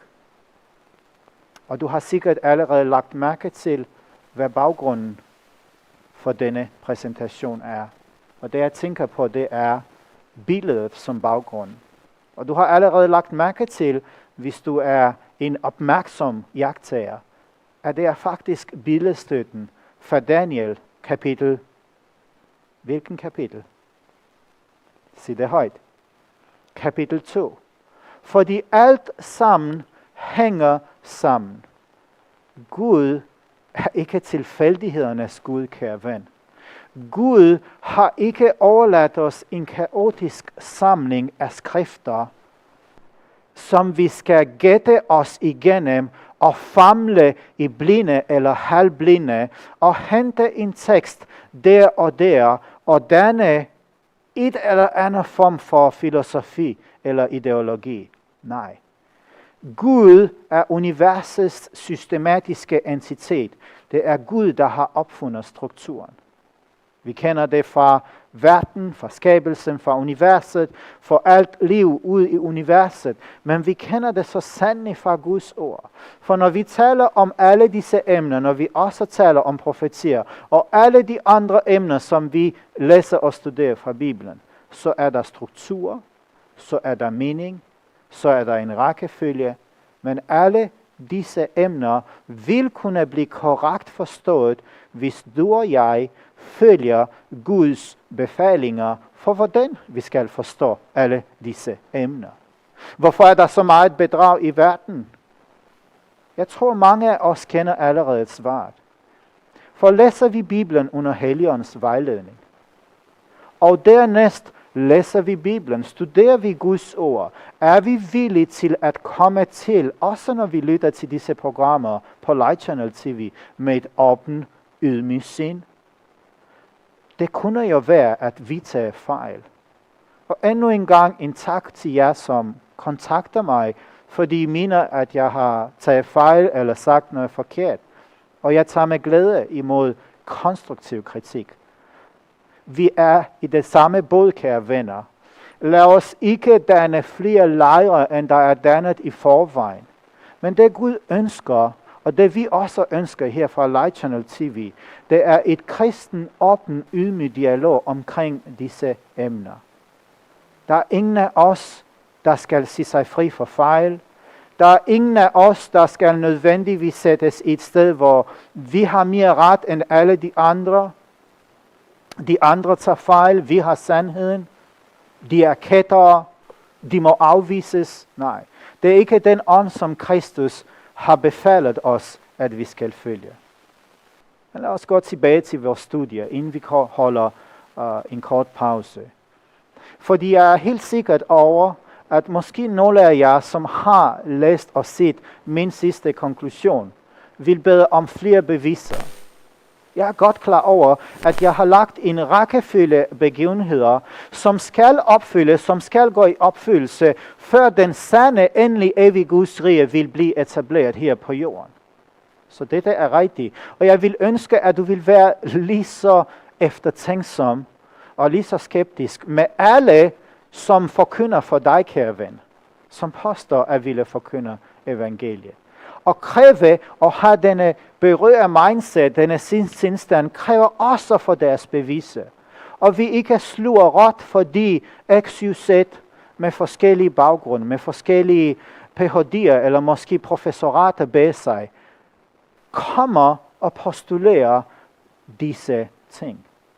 For vi skal ingen fejl forkynde i vores verden, i vores kanal, men kun sandhed. Men først lad os læse her inden pausen. Daniel kapitel 7, vers 13 og 14 fortæller os, at Daniel skuede videre i nattesynene, og se, med himlens skyer kom en, der så ud som en menneskesøn. Og vi ved, hvem denne menneskesøn er. Jesus Kristus. Han kom hen til den gamle dag, Gudfaderen, og førtes frem for ham, og magt og ære og herredømme gives ham, og alle folk, stammer, tungemål vil kende ham. Hans magt er en evig magt. Aldrig går den sin grunde, og hans rige kan ikke foregå. Og her har vi allerede udgangspunktet fra Daniel kapitel 2. Og det var for det første. Dette beviser, at det rige er givet til menneskesøn først og fremmest. Og vi læser videre i disse bibeltekster. Og vi når ikke i dag at læse disse bibeltekster, men disse bibeltekster taget sammen beviser, at for det andet, at dette rige igen er givet til menneskesøn. Endnu flere bibeltekster her. For det tredje, ifølge de andre bibeltekster her, som er legnet op her på skærmen. Kære ven, hvis du virkelig ønsker at fordybe dig i disse emner, som jeg har gjort, i disse studier, som mange af vores pionerer har gjort, for det er vigtigt for dig, så tag dig gerne tid senere i dag eller på et andet tidspunkt og læs disse bibeltekster. Fordi de fortæller os for det tredje, at riget er også givet til de hellige.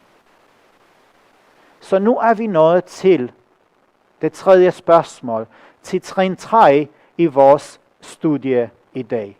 Hvornår sker det? Hvornår vil de hellige komme ind i dette rige og arve det for evigt? Det er trin 3, som vi kommer til at fortsætte efter pausen. Vi holder en pause på 10 minutter her, og vi starter igen 11:25. Vi ses om lidt.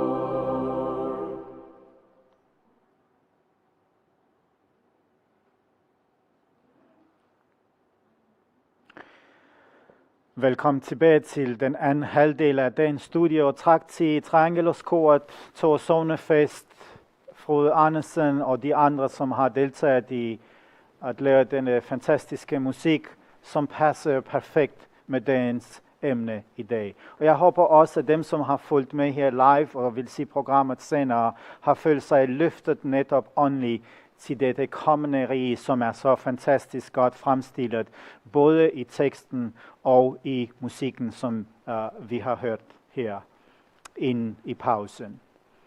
Vi er nået til den tredje trin, det tredje spørgsmål i vores studie i dag, som vi skal finde svar på. Og svaret på dette spørgsmål finder vi i disse bibeltekster. For hvornår sker det så, og hvornår vil de hellige komme ind i dette rige og arve det for evigt? Som er udgangspunkt i disse bibeltekster, som vi kommer til at læse her, fra 2. Timotheus kapitel 3, vers 12, 2. Peter kapitel 2, vers 11, og Hebræerbrevet kapitel 11, vers 13, 14 og 16, vi finder det første svar på dette spørgsmål. Ja, også alle de, som vil leve i godfrygte i Kristus Jesus, skulle forfølges. Mens engle, der står over dem i styrke og magt, ikke udtaler nogen spottende dom mod dem for Herren. Og den sidste tekst fra Hebræerbrevet kapitel 11, vers 13, 14 og 16. I tro døde alle disse, uden at have opnået forjættelserne. Men de så dem langt borte og hilsede dem og bekendte, at de var fremmede og udlændinge på jorden. De, som siger sådan, vil give jo klarligt til kende, at de søger et fædreland. Men nu higer de efter et bedre, det er et himmels, derfor skammer Gud sig ikke ved dem, ved at kalde deres Gud, til han er beredt dem en stad. Så her finder vi det første svar på dette spørgsmål. Disse bibeltekster fortæller os klart, at dette rige, Guds rige, hvornår sker det? Det vil ikke ske i denne nuværende verden. Til i denne verden skal vi lide forfølgelse, og vi er også fremmede, og vi er også pilgrimme i denne verden. Endvidere læser vi på i de næste bibelvers. Daniel kapitel 7, vers 13 og 14. Og Matteus evangeliet kapitel 25, vers 31 og 34. Det er vers 31. Hvis vi har Daniel kapitel 7, vers 13 og 14. Jeg vedblev at se i synerne om natten, og se med himlens skyer kom der en menneskes søn, og han kom lige hen til den gamle dage og blev ført frem for ham. Og ham blev givet magt og ære og rige, og alle folk, stammer og tungemål skulle tjene ham. Hans herredømme er et evigt herredømme, som ikke foregår, og hans rige er uforkrænkelig. Matteus 25, vers 31. Men når menneskesønnen kommer i sin herlighed, og alle englene med ham, der skal han sætte sig på sin herlighedstrone, og alle folkeslag skal samles foran ham, og han skal skille dem fra hverandre, ligesom hyrden skiller fårene fra bukkene. Og han skal stille fårene ved sin højre side, og bukkene ved den venstre. Der skal kongen sige til dem ved sin højre side, kom hid, min faders velsignede, af det rige, som har været jer beredt, fra verdens grundvold blev lagt. 1. Thessalonika kapitel 2, vers 12. Og besvorer eder, at I skulle vandre Gud værdigt, ham som kaldte eder til sit rige og sin herlighed. Og det sidste vers fra 2. Timotheus kapitel 4, vers 1 og 8. Jeg formaner dig indtrængende for Guds åsyn og for Kristus Jesus, som skal dømme levende og døde, og med tanke på hans tilsynekomst og hans rige. Tak. Så det andet svar, som vi finder på det tredje spørgsmål, det er, at det er først ved Kristi komme, fordi den vil komme med kraft, den vil komme med stor herlighed, og kun når han kommer i skyerne og i sit rige. Men lad os gå videre, kære venner, fordi jeg har endnu flere bibelske beviser her. Jeg har endnu flere beviser her. For det tredje svar, vi finder på det tredje spørgsmål. Hvornår sker det? Hvornår vil de hellige komme ind i dette rige og arve dette rige for evigt? Jo, vi læser det i Matthæus kapitel 16, vers 27. Til menneskesønnen skal komme i sin faders herlighed med sin engle, og der skal han betale enhver efter hans gerning. I Daniel kapitel 2, vers 41, vers 42 fortæller os profeten i forbindelse med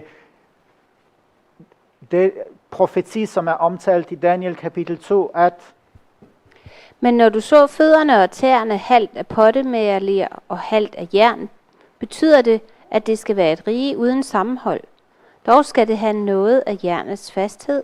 Til du så jo, at jern var blandet med ler. Og at tæerne var halvt af jern og halvt af ler, betyder, at riget delvis skal være stærkt, delvis svagt. samme profetiske begivenhed gentages i Daniel kapitel 7, vers 23 og 24. Han sagde således, det fjerde dyr betyder, at der skal være et fjerde rige på jorden, som skal blive anderledes end alle rigerne, og det skal opæde al jorden og søndertræde den og knuse den. Men de 10 horn betyder, at der af samme rige skal opstå 10 konger, og en anden skal opstå efter dem, og han skal være anderledes end de foregående og nedtrykke 3 konger. Så det tredje svar, som en konklusion på det tredje spørgsmål her, må være, at det kommer til at ske for evigt og vil blive etableret for evigt først efter opstandelsen. Til når Kristus kommer, det først der, hvor han belønner han sin hellige med sit rige. Det er den konklusion, det er det svar, som vi må kunne konkludere ud fra disse vers. Det må så være konklusionen for disse spørgsmål, kære venner, på det tredje spørgsmål. Og vi har egentlig også en af de sidste og allersidste her, som vi kommer til at læse, som svar på det tredje spørgsmål. Hvornår sker det? Vi har Daniel 7:23, som vi lige har læst, men vi har 2. Thessalonika kapitel 2, vers 8, og Daniel 2:45, som vi også har læst tidligere. Der er et vigtigt element, som vi har med her, som jeg ønsker at tage med her, som en af de sidste svar, jeg giver på det tredje spørgsmål, hvornår det sker, hvornår vil det hellige komme ind i dette rige. 2. Thessalonika kapitel 2, vers 8. Og der skal den lovløse åbenbares, hvem den Herre Jesus skal dræbe med sin munds onde og tilintetgøre ved sin tilkommens åbenbarelse.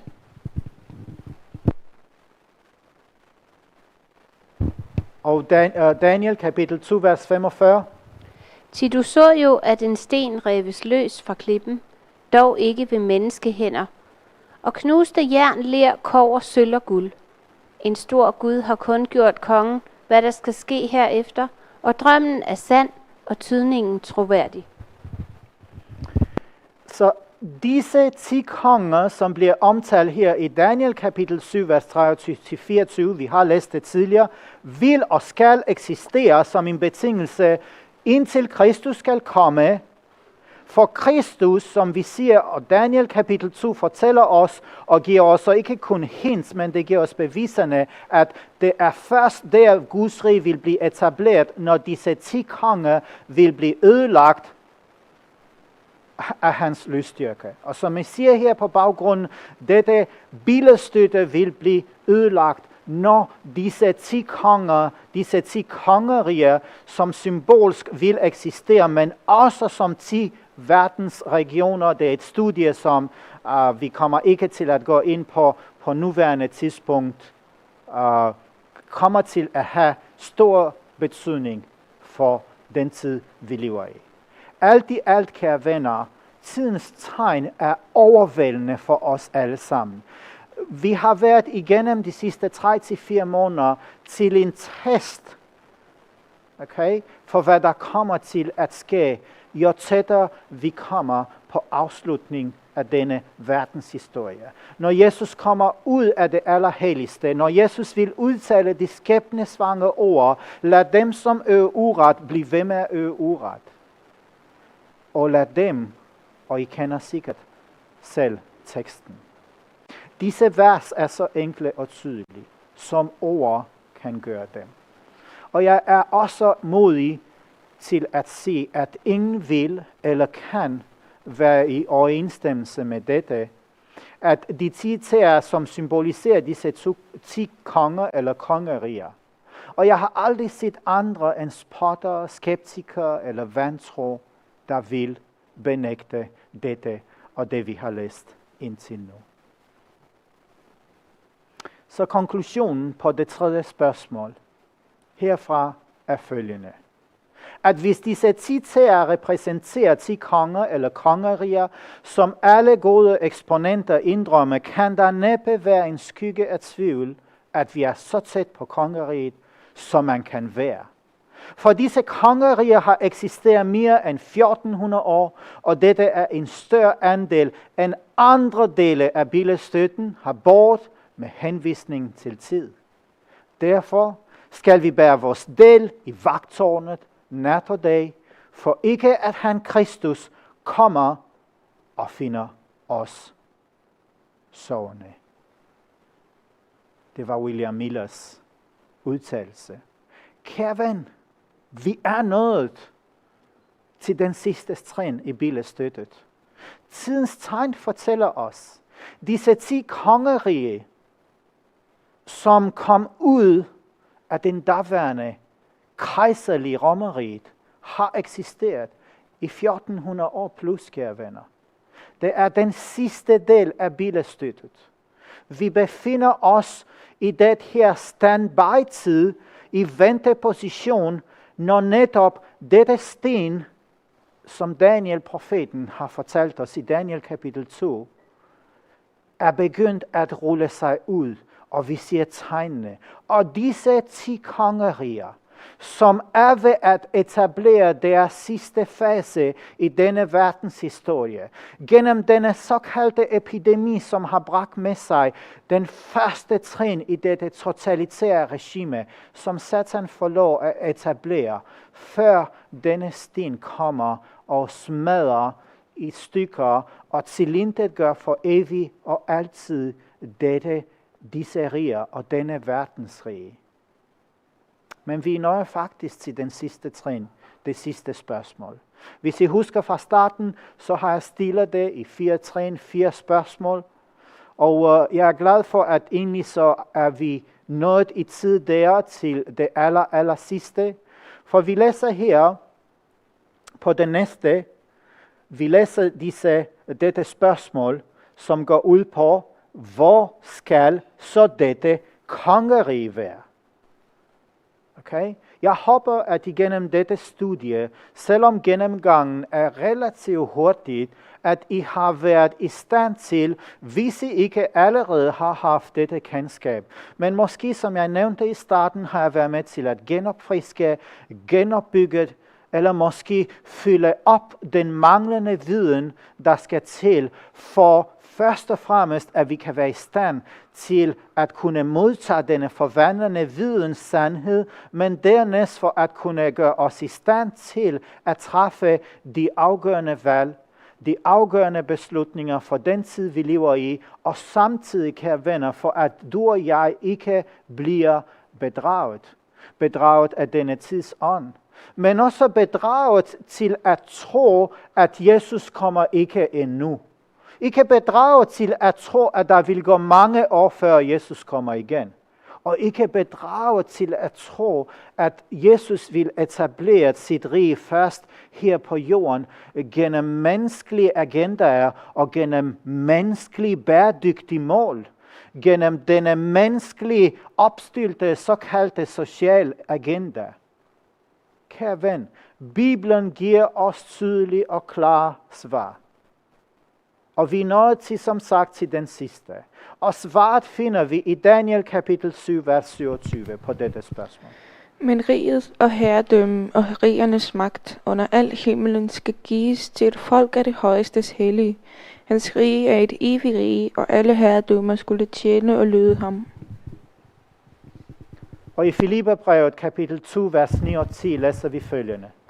Derfor har også Gud højt ophøjet ham og skænket ham navnet over alle navne, for at i Jesu navn hvert knæ skal bøje sig i himmel og på jord og under jorden. Tak for det.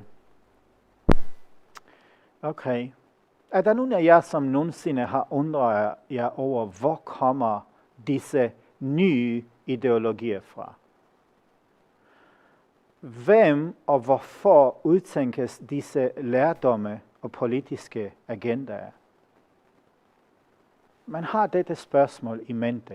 For lad os faktisk give svaret på det aller sidste spørgsmål her i disse trin, inden vi går videre.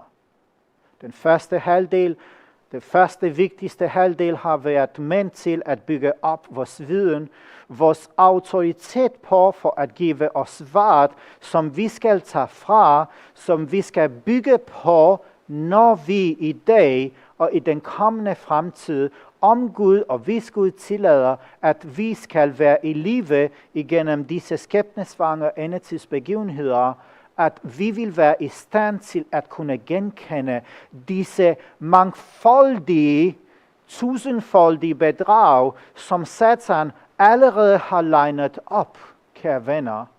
Fordi Satan, han er dygtig. Vores fjende, han er genialt. Du skal ikke tro, at han ikke kender Bibelens profetier. Du skal ikke tro, at han venter på at se, hvad der sker, før han faktisk handler her og nu tilfældigt. Satan har også en plan. Vi kender til en stor grad hans plan. Og her fra Light Channel TV er vi meget opsat på at afsløre hans planer. Og hvorfor gør vi det? På trods af hans mangefoldige angreb på os personligt, på Light Channel TV personligt, på al det kritik vi ellers får, og alle disse barrierer, som opstår i tidens og i ugens løb, så ønsker vi at fortsætte med Guds hjælp, at kunne vise, at kunne fremvise og at kunne undervise alle dem, som ønsker at blive belyst af det lys, som stammer fra Gud. Så hvis du er en af dem, kære venner, og det er mit håb og min tro, du er, at du ønsker virkelig at bygge din tillid, din tro, din viden, ikke på hvad jeg synes, eller hvad XYZ synes og mener, men på hvad har Gud fortalt os, hvad Gud har åbenbart os. Og igen er det vigtigt for os, at vi giver os tid, og vi gør os umage for at strukturere disse sandheder, denne undervisning, for vi bygger det på disse bibelske principper, denne bibelske metodik, som vi har gennemgået flere gange før igennem vores studie. Så svaret på dette spørgsmål kommer her, at det vil være under himlen. Så hvor skal dette kongerige være? Det vil være under himlen. Disse bibelvers fortæller os salme kapitel 2, vers 8, kapitel 25, vers 13, for at tage de første to tekster, fortæller os følgende. Begær af mig, så vil jeg give dig hedningerne til din arv, og jordens grænser til din ejendom.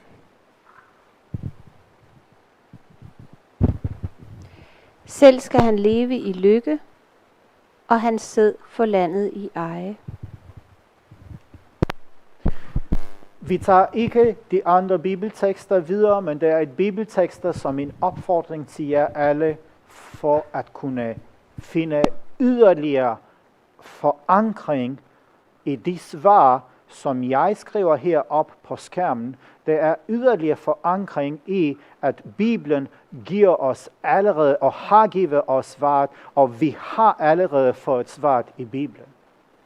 Men vi mennesker, vi har mange problemer. Og en af de mest grundlæggende problemer, det er synden. Og det er netop denne synd, som Satan har formået igennem årtusinder at fjerne fokus fra, og sætte vores fokus på lige nu, det er mod covid-19. Og det er med så at sige, hvor mange af vores trossøskende er blevet ført bag lyset. men også er blevet ført bag lyset at tro, at vi tilsammen med verdens entiteter kan være med til at skabe en vaccine mod det, som hele verden lige nu mener er verdens største problem. Men du og jeg, kære ven, os alle sammen bibeltro kristne, vi burde vide, at en virus som denne er kun et led i Satans plan. Vi ved, hvor det stammer fra. Vi behøver ikke at vide, hvem der har skabt det, hvis der er nogen, der har skabt det. Det er godt at vide det, men det har ikke noget frelsesværdi. For os har det stor betydning at vide, at disse epidemier er et tegn, hvor Gud fortæller os, jeg tillader denne epidemi til at ramme verden. Jeg tillader Satan til at ramme verden med denne epidemi, fordi jeg ønsker hermed at vække dig og mig op, at vi forlader Jerusalem i god tid. At vi ikke venter til indgang i fremtiden, hvor måske vores ledere eller forkyndere eller pastorer vil fortælle os, så nu skal I flygte. At ikke lade os blive bedraget, at Jesus kommer ikke endnu.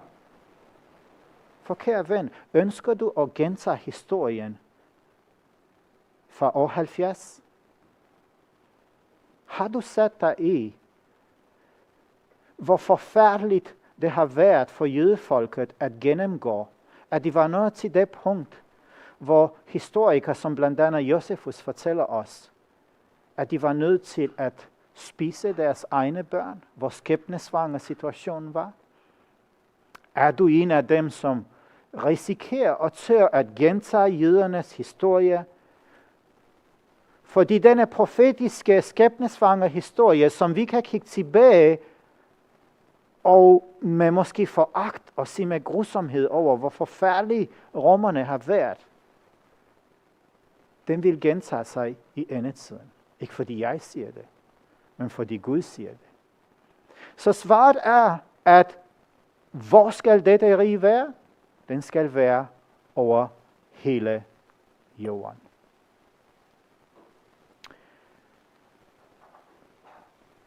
Jeg håber, at igennem disse bibelstudier, disse mange bibeltekster, mange af jer er kendt måske med en sabbatskole gennemgang, eller måske med en søndagsskole gennemgang af Bibelen. For dem af jer, som ikke nødvendigvis har holdt sabbat tidligere. Det er vigtigt for os, at i enhver sag, et hvert emne, også når vi taler om endetiden, hele vores kristen forståelse, at vi giver os den tid, der skal til, for at kunne forstå disse emner. Nej, jeg tror ikke, at Gud forlanger af os og forventer, at vi skal forstå alt, før vi kan blive frelst, før vi kan komme på det nye rige, i det nye rige. Det er ikke sådan at forstå her fra Light Channel TV, at Gud har sat et pensum op, hvor vi alle kristne skal kunne gå igennem, hvor vi alle kristne skal kunne, for vi kommer til at blive testet.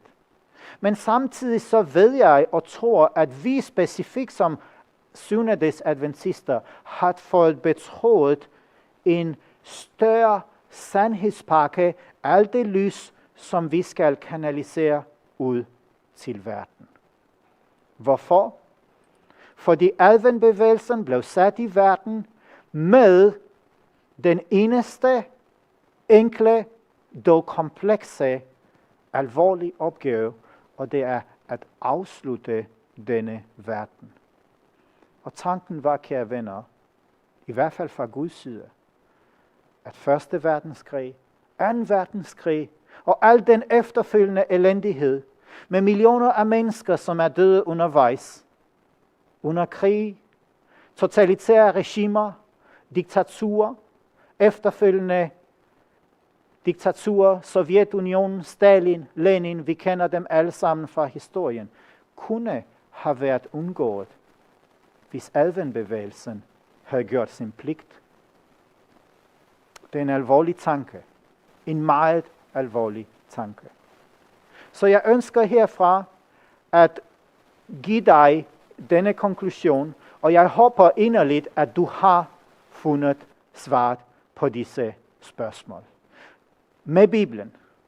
Ikke fordi jeg siger det, ikke fordi vi siger det, men fordi Bibelen har igen fortalt dig, har fyldt dine videnshuller op, således at du næste gang du hører en tale om dette emne, du læser en artikel, du ser en post på Facebook, eller ser en video, at du vil kunne have denne aha-oplevelse, fordi du ved det, fordi du har selv studeret det, fordi du har sat dig i det, og fordi du har den ægte overbevisning, som kun kan komme ovenfra.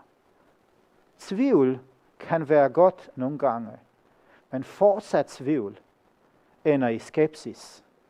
Og skepsis kan ende i afsky, afstand, tagen fra sandheden. Så lad sandheden sætte dig fri. Men tilbage til mit spørgsmål. Fordi nu har vi set, hvad Bibelen giver os at svare på disse spørgsmål. Men det er en af de spørgsmål, jeg har stillet mig mange gange. Hvordan kan det være, at en stor del af den kristne verden er blevet bedraget til at tage disse nye ideologier fra? Og jeg tror, jeg har en af svarene. En af svarene er, at en stor del af den kristne verden kender ikke deres Bibel, studerer ikke deres Bibel, sætter sig ikke ind i deres Bibel, men faktisk tager alt, hvad der kommer fra disse mange falske forkyndere, og tager det for god varer, tager det for værende sandhed, og lader sig blive bedraget. Det engelske udtryk, som hedder blind by choice, blind ved valg, passer egentlig meget godt. Men hvor og hvem udtænker disse ideologier, som er blevet faktisk forvandlet i dag til politiske agendaer, som vi kan gennemskue gennem FN's 2030-agenda, gennem de 17 eller 21 bæredygtige mål? Hvor kommer disse agendaer fra? Har I nogensinde spekuleret over det? Tror I virkelig, eller stiller her det spørgsmål, tror I virkelig, at disse bøger er jo tilfældige, at disse agendaer er tilfældige? Prøv at følge med her på skærmen. Den kommer her. Hvad vil Jesus hemmelige budskab afsløre en hemmelig plan, spørger Brian McLaren i sin nye bog, The Secret Message of Jesus. Det hemmelige, Jesus hemmelige budskab. Hvad hvis han ikke kom til at starte en ny religion, men snarere skulle starte en politisk, social, religiøs, kunstnerisk, økonomisk, intellektuel og åndelig revolution, der vil føde en ny verden? Virkelig. For dem af jer, som ikke kender Brian McLaren, så har jeg denne korte baggrund fra fantastisk hjemmeside, som hedder Lighthouse Trail Research. Det er altid vigtigt at undersøge baggrunden, konteksten for, hvad der bliver sagt. Hvor stammer disse ideologier fra? Hvor kommer disse mennesker fra? Brian McLaren blev blandt andet nævnt, hvis jeg ikke tager fejl, af Time Magazine for nogle år siden, som kristendommens fortaler, i hvert fald i USA, da han deltog i en verdensomspændende konference omkring den nye verdens religion. Det er denne Brian McLaren, som der skrives her fra Lighthouse Trail Research, ydermere af George Fox Universitetet. Hvis du ikke vidste det, så er det en jesuit-universitet. Centrum for kontemplativ, spirende aktivitet, Emergent, som hedder på engelsk, med en liste af lektorer, som inkluderer Dan Kimball, Leonard Sweet. I 2005 ansatte George Fox, Todd Hunter, Leonard Sweet, Brian McLaren til at undervise i visse timer, og talere i kapellet på universitetet har inkluderet Richard Foster, Brennan Manning, anbefalet og påkrævet læsning til timerne på George Fox, inkluderer et bredt udvalg af kontemplative mystikere som Thomas Keating, Henry Nouwen og Thomas Merton. Alright? Jeg ved, at nogle af jer har sat sig allerede i, hvem Georgetown Universitetet er. For dem af jer, som har studeret eller ønsker at studere i det hele taget, hvem jesuiterne er, og deres formål, deres åndelige formål, hvad de blev sat i verden for det er egentlig det, vi skal fokusere også på. Det står meget velbeskrevet i denne bog, som kan fås gratis her fra Light Channel, Den Store Strid. Så derfra udklækkes ikke kun verdensledere, som vi ser i dag i magtfulde positioner. Amerikanske præsidenter, dommere, højesteretsdommere, Dr. Fauci, som har styret til en stor grad ikke kun den amerikanske, men også verdens tiltag omkring denne epidemi, COVID-19. Mange af disse verdensledere bliver udklækket af den jesuitiske George Fox Universitet her, som vi har læst, som også har ansat Brian McLaren. Og her fra George Fox Universitetet er man jo slet ikke bange for at udlicitere med, hvad der er påkrævet læsning, kontemplativ, mystikere. Det er jo en blanding af det okkulte og mystikken, som vi finder meget af i den katolske kirke, men også gennem jesuitundervisning, og også gennem den undervisning, som jesuitordenen har formået at penetrere den kristne verden med, ikke kun den sekulære verden, de sidste 500 år efter deres oprettelse for at tilintetgøre protestantismen. Så desværre, selvom der kan være mange pastorer som Rick Warren, der stadig holder fast ved en personlig tro på Jesus Kristus, i hvert fald udadtil som deres frelse, så er tiden kommet, kære venner, hvor den vej, de tager, måske vil koste ikke kun dem personligt det evige liv, men måske millioner af følgere, som følger blind disse undervisere og disse ledere og disse karismatiske ledere. Og det er mit håb, at disse ledere måske vil vågne op for at se, før det er for sent, hvad de gør. Og lad os ikke glemme også det utallige antal mennesker, der følger disse falske hyrder. Der måske aldrig omfavner en frelsende viden om Jesus Kristus på grund af sandhederne, der er tilbageholdt dem i alt sammen for fredens og enhedens skyld. Kan du sige det for dig? Det er også kløgtigt at vide, at en lang række kristne ledere ikke længere tror, måske har de aldrig troet på, at korset er en forudsætning for soning for synd, men fastholder deres tro på, at et sådan begreb er både arkaisk og barbarisk. De holder fast i det synspunkt, at kristendommen skal genopfindes i vores tider. Brian McLaren for eksempel. Brian McLaren, som bekendt har været også en af, hvad skal vi kalde det, en af måske ikke lederne, men måske en af underviserne på det, som vi husker omkring The One Project, der i 2015 som nævnt repræsenterer kristendommen i parlamentet for verdens religioner. Og du hørte det rigtigt. Hvis du ikke vidste det, så er der allerede oprettet et parlament for verdens religioner, som arbejder ihærdigt for netop at opnå denne utopiske enhed mellem verdens religioner. FN er en stor del af det. De bæredygtige mål, Agenda 2030, har et indbygget netop konsistens for at bringe alle verdens religioner sammen.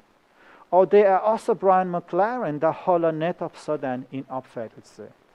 I et interview siger han, at ideen om, at Gud sender sin søn til en voldelig død, er en falsk reklame for Gud, faderen. Og han afviste ligeledes doktrinen om konceptet om et evigt død. Så et spørgsmål skal overvejes også. Dem, som ikke kender kongen, den kommende sande bibelske konge, kan de også være med til at oprette Guds rige? Hvilket rige? For hvilken konge? Og hvor skal dette rige være? Kan alle mennesker på jorden, uanset baggrund, religion og afvisning af Gud, gennem et hedensk valg eller gennem en New Age valg, kan de alle sammen være med under FN's paraply til at danne denne kommende rige, kan alle dem, som har afvist Jesus Kristus og hans forsoning og hans død på korset, være med i Guds rige som universalister poster. Rick Warren mener, at Gud ikke kun har vist ham grænserne, eller rettere sagt manglen på dem, for dette kommende globale rige, som han så meget agiterer for, men også strategien for hvordan han kan få det til. Så inden Rick Warren kom med hans plan, som han mener kom fra hans Jesus, så siger han, at han bad hans Jesus om at vise ham, hvordan man kan nå verden. Og han forklarer følgende her.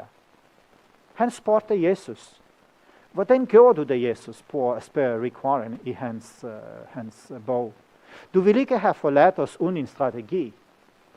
Og han svar sender, jeg fandt svaret i Matthæus kapitel 10 og Lukas 10, hvor Jesus sender sine første tilhængere ud, og han siger, når du går ud i en landsby, finder du fredens mand.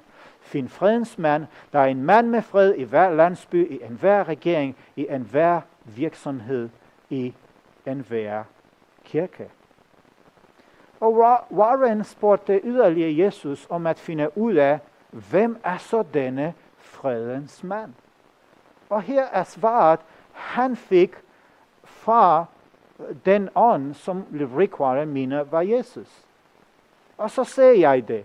Så hvad er så fredens mand? Og denne Jesus fortalte ham.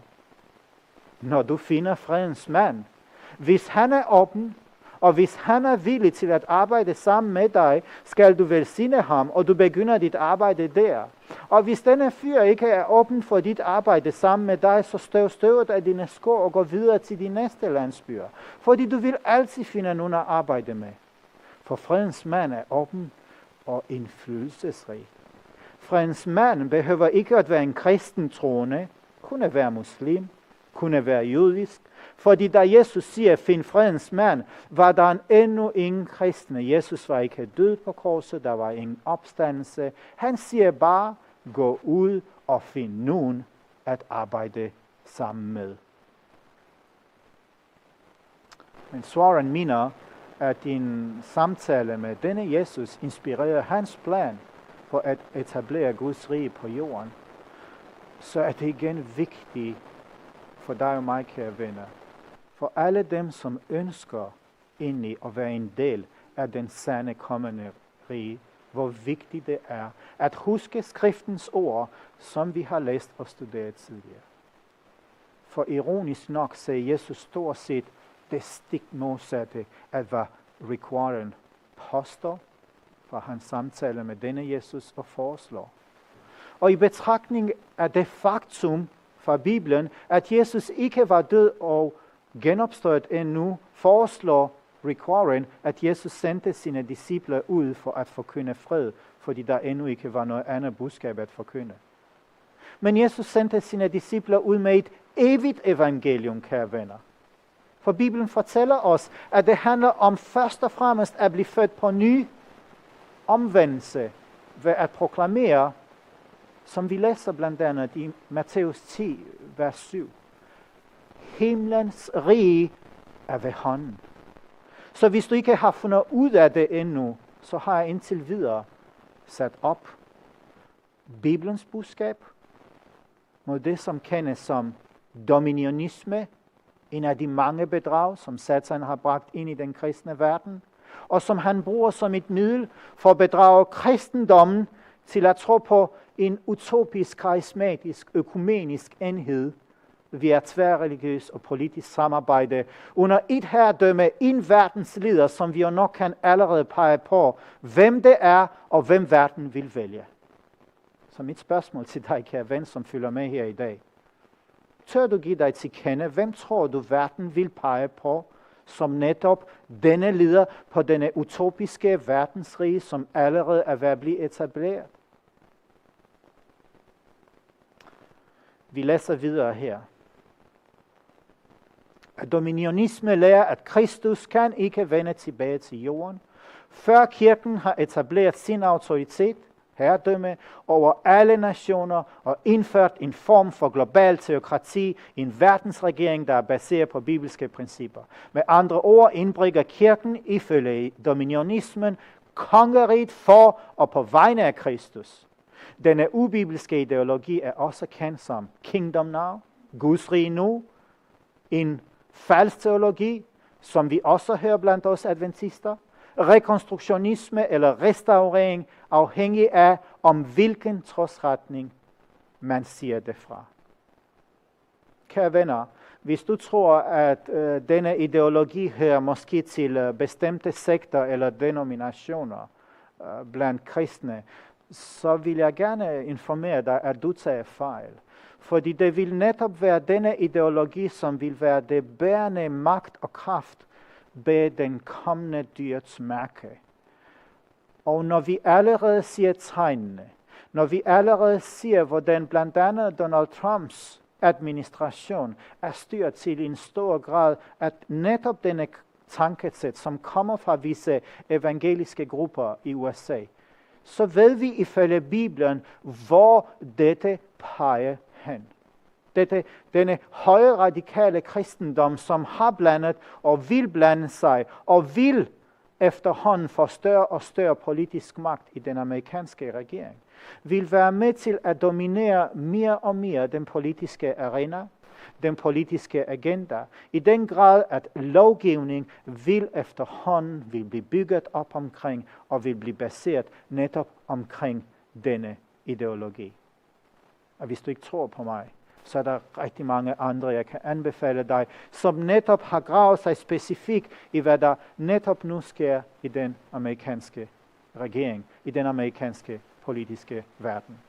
I går læste jeg, at en af de første tiltag præsident Trump tog i USA. Han beordrede samtlige guvernører over hele USA til først og fremmest, inden alle virksomheder, inden livet åbnes op igen efter denne epidemi, at det skal være tilbedelsessteder. Så kirker, moskéer og templer er blevet åbnet i USA i denne weekend, eller bliver åbnet på direkte ordre fra den amerikanske præsident. Og der blev sagt, at guvernører, som ikke vil underordne sig, vil få konsekvenser, negative konsekvenser fra den amerikanske præsident. Der er mange tegn, der viser os, at det, der bygges op omkring, at den kommende tid og endetidsscenarier bliver skridt for skridt, prik for prik, bliver bygget op. Bibelen har fortalt os, at dette vil ske. I sin bog, D is for deception, eller på dansk, B er for bedrag, skriver forfatteren Kevin Reeves følgende. Guds rige nu, han ønsker at give os sin forklaring, denne filosofi er en lære om, at kristne skal vandre konsekvent under overnaturlig kraft og etablere Kristi rige på jorden. Meget overlapning findes mellem Kingdom Now, Dominionisme og latter rain teologien. Right? Følgende skriver Reeves, og jeg citerer. For en række år siden blev en bog skrevet af nye kirkeledere. Brian McLaren, Leonard Sweet, som blev udgivet. Bogen blev kaldt A is for abductive, the language of the emerging church. Eller A er for bortførende, sproget i den nye spirende kirke. I alfabetet identificerede forfatterne mange udtryk, som de håbede ville blive fanget af den yngre generation. Og det er det. Vi har set, hvordan hundredvis af flokkes omkring bevægelser som The One Project. Og det skabte en unik, spirende, åndelig atmosfære. De kaldte det en primer med en mission. Denne mission, som McLaren, Sweet og andre ligesindede forandringsagenter omfavne, har haft succes med at bringe en ny slags kristendom, som ikke er bibelsk kristendom, men snarere en ny kristendom, som gennemtrænger nu kristne skoler, kristne seminarer, kristne evangeliske kirker, små grupper og organisationer.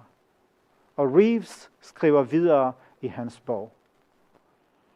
Guds rige betyder også, at en ny åndelighed, som mener, at Guds rige kan bringes til jorden gennem menneskehedens enhed. Når de bruger dette udtryk, så mener de ikke det i den forstand, som Bibelen bruger det, men snarere er det et kongerige, der er baseret på hele menneskehedens og menneskets enhed, der er klar over sin guddommelighed, men der er intet kors i dette. Så kære ven, har du allerede kunnet genkende Satans farlige, skjulte, bedrageriske, men genialske tentakler og bedrag, som er skjult i disse ideologier? Her har vi New Age-bevægelsen. Mennesket, som er klar over sin guddommelighed, stemmer det overens med Bibelen. Åndelighed, som mener, at Guds rige kan bringes til jorden gennem menneskehedens enhed. Jamen, er det så Bibelens Gud, vi taler om? Eller er det denne verdens Gud? De bruger dette udtryk ikke som Bibelen, men snarere som et kongerige, som er baseret på hele menneskehedens enhed. Kan vi være med til ved hjælp af Agenda 2030, at disse såkaldte bæredygtige mål bringe dette kongerige her på jorden? Lad mig gøre en kort bemærkning, at latter rain, eller silderegnbevægelsen, skal ikke forveksles med silderegns udgivelse i forbindelse med endetiden. Jeg læste i Wikipedia, at latter rain er egentlig et udtryk, der bruges i såkaldte hellige og pinsebevægelse. Er en bevægelse fra vist 1800-tallet, som var en forløber for moderne pinsekirke. Og den sidste latter rain, det vil sige denne silderegnbevægelse, genopstod igen efter 18. verdenskrig og stammer fra pinsebevægelsen i slutningen af Wikipedia, i slutningen af 40'erne, som jeg husker det fra Wikipedia. Men igen, hvem definerer Guds rige? I sin bog, netop med denne titel, Hvem definerer Guds rige, skriver Bert Schøs følgende. Bogen, også med titlen En tilbagevisning til Brian McLarens bog, Jesu hemmelige budskab, at afsløre den sandhed, der kunne ændre alt. Hun skriver følgende, at i denne fantasifulde verden forestiller kirkeledere sig en åndelig enhed, der skal udelukke Guds splittende evangelium og de fornærmede sikkerhed, der giver dets håb. Gerninger, ikke trosbekendelse, det er det, der tæller. Dette slogan, der er populariseret af Rick Warren, baner vejen for alle religioner for at blive enige om de nye vilkår. Brian McLaren opsummerer det rigtig godt her, som kommer på det næste her. I sin bog, Brian McLaren, som hedder The Secret Message of Jesus hemmelige budskab, skriver han følgende, at mange hinduer er villige til at betragte Jesus som en legitim manifestation af det guddommelige. Mange buddhister ser Jesus som en af menneskehedens mest oplyste mennesker. En delt omvurdering af Jesus budskab kunne give et unikt rum eller fælles grobund til det akutte behov for religiøs dialog, og det ser ikke ud til at være en overdrivelse at sige, at vores planets fremtid kan afhænge af en sådan dialog. Denne omvurdering af Jesu budskab er muligvis det eneste projekt, der er i stand til at redde et antal religioner. Jesus hemmelige budskab, kære venner. Kan I genkende bedraget i disse udtalelser? Jeg håber, I kan. Kan I også genkende, hvilken ånd disse bedrag kommer fra, og de er skrevet af? For hvilke religioner kan blive frelst ved dette projekt? Hvad med det første bud? Du må ikke have andre guder end mig, som vi læser i 2. Mosebog kapitel 20. Har vi opdaget igen, hvilken ånd inspirerer disse udtalelser? Kan vi tillade os at være stille, når denne ånd har infiltreret en stor del af den kristne verden? Her til sidst vil jeg liste op følgende af de fejlagtige lærepunkter, som denne Guds rige er her på jorden, eller kommer først på jorden. Teologi, ideologi illustrerer. Hvor farligt dette trosystem er, men alligevel har gennemtrængt kirken i dag. Profetiske skrifter nægtes eller opfyldes i år 70 efter Kristus, og det er også præterismens tro. Armageddon er den igangværende kamp mellem styrkerne, mellem lys og mørke. Antikrist er kun en ånd, ikke en faktisk person. Vi er allerede i trancestiden, men på samme tid er vi også i tusindårsskiftet. Det bliver ikke værre, der er den ene eller den anden. I stedet for at følge traditionel bibelsk profeti, følger de såkaldte nye åbenbaringer. Moderne dages profeter skal adlydes og ikke dømt for deres unøjagtighed, og de ønsker at gendanne her på jorden den edeniske natur ved hjælp af menneskelig enhed. Så hvis du allerede kan ikke genkende, hvis du allerede har hørt en del af disse idéer, ideologier bliver fremstillet gennem forkynder, som du lytter til, gennem artikler, gennem videoer og hvad ved jeg, så vil du kunne jo genkende allerede, at hvor stammer disse idéer fra, hvor stammer disse ideologier fra. For kære venner, alle ideologier i denne verden kan ved hjælp af undersøgelse, ved hjælp af forskning, studie, bøn, kan faktisk findes frem til en stor grad til deres ikke kun oprindelsessted, ikke kun deres kilder, men også hvem der er ophavs, ikke manden, men ophavsentiteten. For der er kun to kilder. Der er kun to ophavsentiteter i denne verden og denne univers. Det kan være Guds fjende, og det kan være Gud. Så enkelt kan det gøres. Gud på den ene side arbejder ud i det åbne.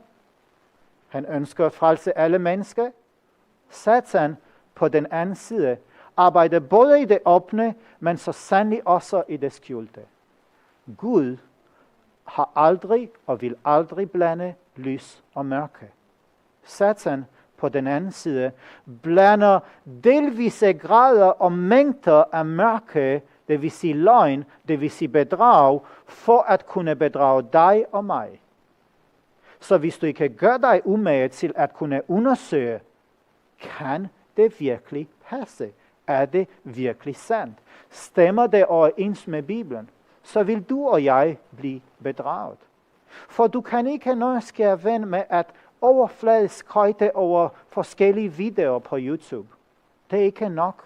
Du kan ikke, kære ven, overfladisk lytte til et XYZ forkynder der og der. Du er nødt til, og du er selv forpligtet til at undersøge, som de ægte kristne i det gamle testamente, i det nye testamente, gjorde. Igen eksempel i berør. Gå hjem. Undersøg, om disse ting forholder sig sådan, fordi det er dit liv, det handler om, kære venner. Så lad os træde et skridt længere tilbage, her til sidst. Dykke et niveau længere ned, for som sagt, vi kan gøre det. Gud har åbnet mulighederne for os. Vi har midlerne til det. Det kræver, at vi tager os tid til det. Vi kan faktisk gå et skridt tilbage. Nu har vi opdaget, hvem disse mennesker er. Hvor de er blevet undervist. Mange af dem underviser fra Georgetown, George Fox og Fox Universitetet. Der er en sammenslutning. Vi ved, hvad dette niveau er. Men lad os træde endnu skridt tilbage. For disse bedrag stammer ikke kun fra den umiddelbart faldende protestantiske fløj. Men vi kan endda spore det endnu længere ned mod afgrunden. Forfatter Ray Jungen skriver følgende i hans bog om Alice Bailey. Den nye æra er ved at komme. De nye idealer, den nye civilisation, de nye livsformer. Det er faktisk Alice Bailey, der skriver her. Og regeringsførelse, en ny religiøs præsentation. og en regeringsførelse, som falder langsomt ud, og intet kan stoppe dem. De kan imidlertid blive forsinket af de reaktionære typer mennesker, af den ultrakonservative og lukkede sind. Det er dem, der kan og holder på frigørelsestimen. Disse skal alle bringes under dødens magt. Mange mennesker per definition og refleks specifikt, lad os nu sige i den kristne verden, har en slags, måske forvirret foragt for dem, der er involveret i denne verden, i mystik, i New Age. Og derfor tror de nok, at måske hele New Age-bevægelsen er en side, der kan klassificeres bare i det absurde. Men som svar på dette, så vil jeg gerne understrege 2 punkter. For det første, så har millioner af mennesker virkelig oplevelser, som er involveret i New Age-bevægelsen. Så for det andet er disse oplevelser lige så gamle som den menneskelige civilisation. Så du og jeg kan ikke vaske det bort i løbet af et splitsekund og sige, det vil jeg ikke have noget med at gøre, det passer ikke, det er en fantasiverden. Det er ikke sådan, det forholder sig. For det er også vigtigt at forstå, at grundlaget, som New Age-bevægelsen bygger på, overskrider din og min intellektuelle accept af ideologier og teologier. Og det kan ikke siges som adskilt fra den mystiske oplevelse, som det nu også springer fra. Mystery schools, som er kendt i århundreder til årtusinder, er de lettest dokumenteret af de gamle tilhængere af okkultisme, som kan spores tilbage, ikke kun til Babylon, men Babeltårnet.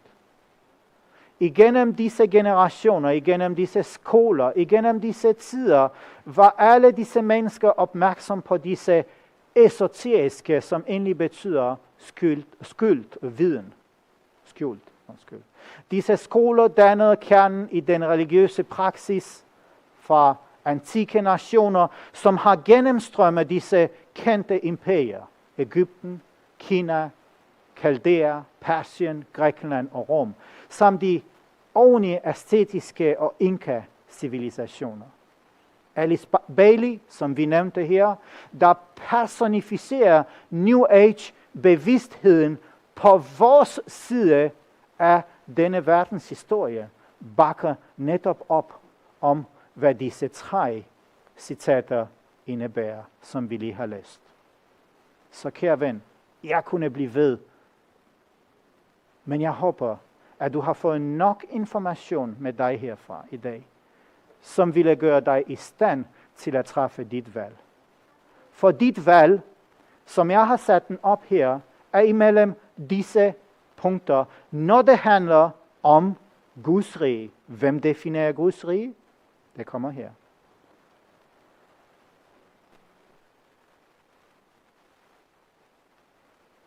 En suveræn konge eller en utopisk guide. Universalisme eller bibelsk kristendom. Menneskets begrænsede formål eller Guds evige formål. Et jordisk rige eller et himmelsk håb.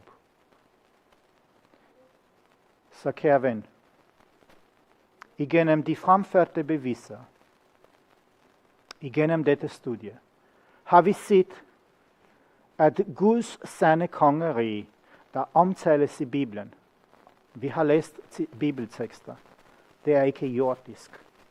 Til jordens rige vil blive knust, ført bort, og der vil ikke blive fundet noget sted for dem, som har valgt at bygge på denne rige, i dette rige. Det er heller ikke et menneskeligt rige, hvor mennesker skal herske, eller skal i det hele taget have noget som helst indflydelse, hvor mennesker skal herske over mennesker, eller tyrannisere sine medmennesker. Hvor enhver beboer i dette kommende rige vil gøre og vil følge det gyldne regel, som han vil have andre skal gøre mod ham eller hende. Enhver vil elske sin næste som sig selv. Og det er der ikke at undre sig over, at for en rig mand vil det ikke være let at komme ind i dette rige. Og heller ikke en, der undertrykker sine medmennesker. For Bibelen fortæller os, at en af betingelserne er, kun de sagtmodige vil arve dette rige. Og det har også vist os, hvorfor mange konger igennem generationer efter syndefaldet lider nuværende fortids magtfulde mennesker vil og er blevet ødelagt og vil blive ødelagt i den store, almægtige Guds krig Armageddon. For disse ånder og principper kan ikke koeksistere i Guds rige. Vi har også lært igennem dette studie, hvorfor jorden vil blive renset med ild til allersidst. For de stolte og alt det, der gør ondt, vil blive fortæret af det. For Bibelens Gud er ikke en lappeløsningernes Gud. Gud arbejder ikke med menneskelige agenturer for at lappe denne verden til. Nej, Bibelen har fortalt os, at han skaber alt på nyt. Han laver universets største reset. Nulstilling til fabrikindstillingerne. Vi læser Matthæus kapitel 13, vers 41, at menneskesønnen skal sende sine engle, og fra hans rige skal de tage alt det væk, som fører til frafald, og alle dem, der begår lovbrud, kaste dem i ovnen med ild. Der skal der være gråd og tænderskæren. Også dette gælder for de spottende i disse sidste dage. Inklusive dem, hvis de ikke vender om, som har været med til at bedrage en stor del af verden. For de ved godt, at hvis kongeriget skal være retfærdigt, så kan de ikke selv have nogen del i det. Vi har også lært, hvorfor så mange af vores professorer, mange af kristendommens pastorer, mange af kristendommens redaktører og kristne lærer, som de ellers ønsker at blive kaldt, er så stærkt imod denne lære. De ved, for om Kristus skulle komme, ville han ikke betragte deres højt klingende titler eller deres dogmatiske lære. De ved, at deres store mål har været at søge menneskheder og verdslig fortjeneste. Der kan fremstilles mange flere skriftsteder, kære venner, for at vise, at vi er ved verdens ende. Skriftens profetiske ord vil blive opfyldt helt til bogstavet. Også af disse spottere i nutiden, der siger, hvor er løftet om hans komme? Vil jeg også sige i deres hjerte, min herre forsinker hans komme. Og nogle af dem er så endnu frygteligt dristige at offentliggøre åbent og frimodigt til verden, at han ikke vil komme i denne tid endnu. Sikke en mærkelig forførelse. Og det er tid derfor, kære venner, for dig og mig og for alle, der oprigtigt elsker vores Herre, at vågne op fra vores søvn, trimme vores lamper og være klar, for brudgommen banker på døren. Hvorfor vil du være så længe om at tro på Guds ord? Kan du ikke skelne tidens tegn? Tror du virkelig, at denne verdens fyrste, som står bag meget af den politik, som drives gennem denne verdens magtfulde institutioner, skal være med til at bygge Guds rige op? Hør ikke på disse falske lærere. De vil bedrage dig, om de gør det med vilje eller ej. Sørg for dig selv, åndeligt set. Jeres familie, læs, studer, overvej det selv. Du er afhængig af det, om du vil indrømme det eller ej. En hver vigtig bevægelse blandt nationerne, kirken, religioner og samfund i verden betegner, at alle tings ende er lige ved døren. Kun et par dage til, og tiden vil ikke være mere.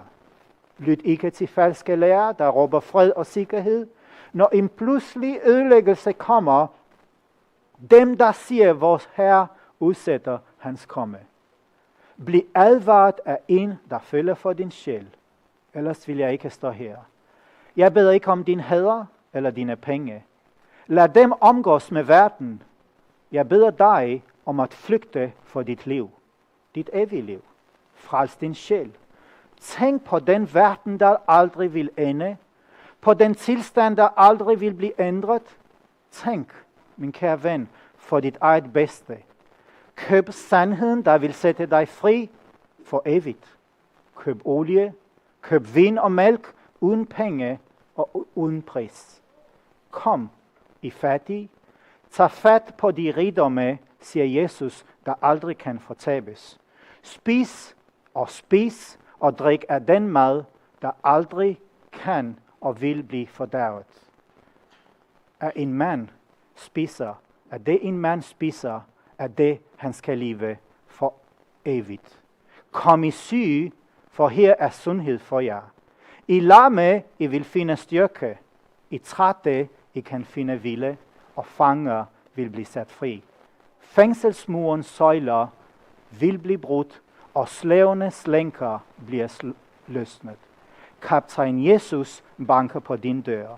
Kong Emmanuel kommer snart ind. Vil du åbne? Indtil vi ses igen, om Gud vil, må sandhed og retfærdighed herske højest i vores liv. Amen.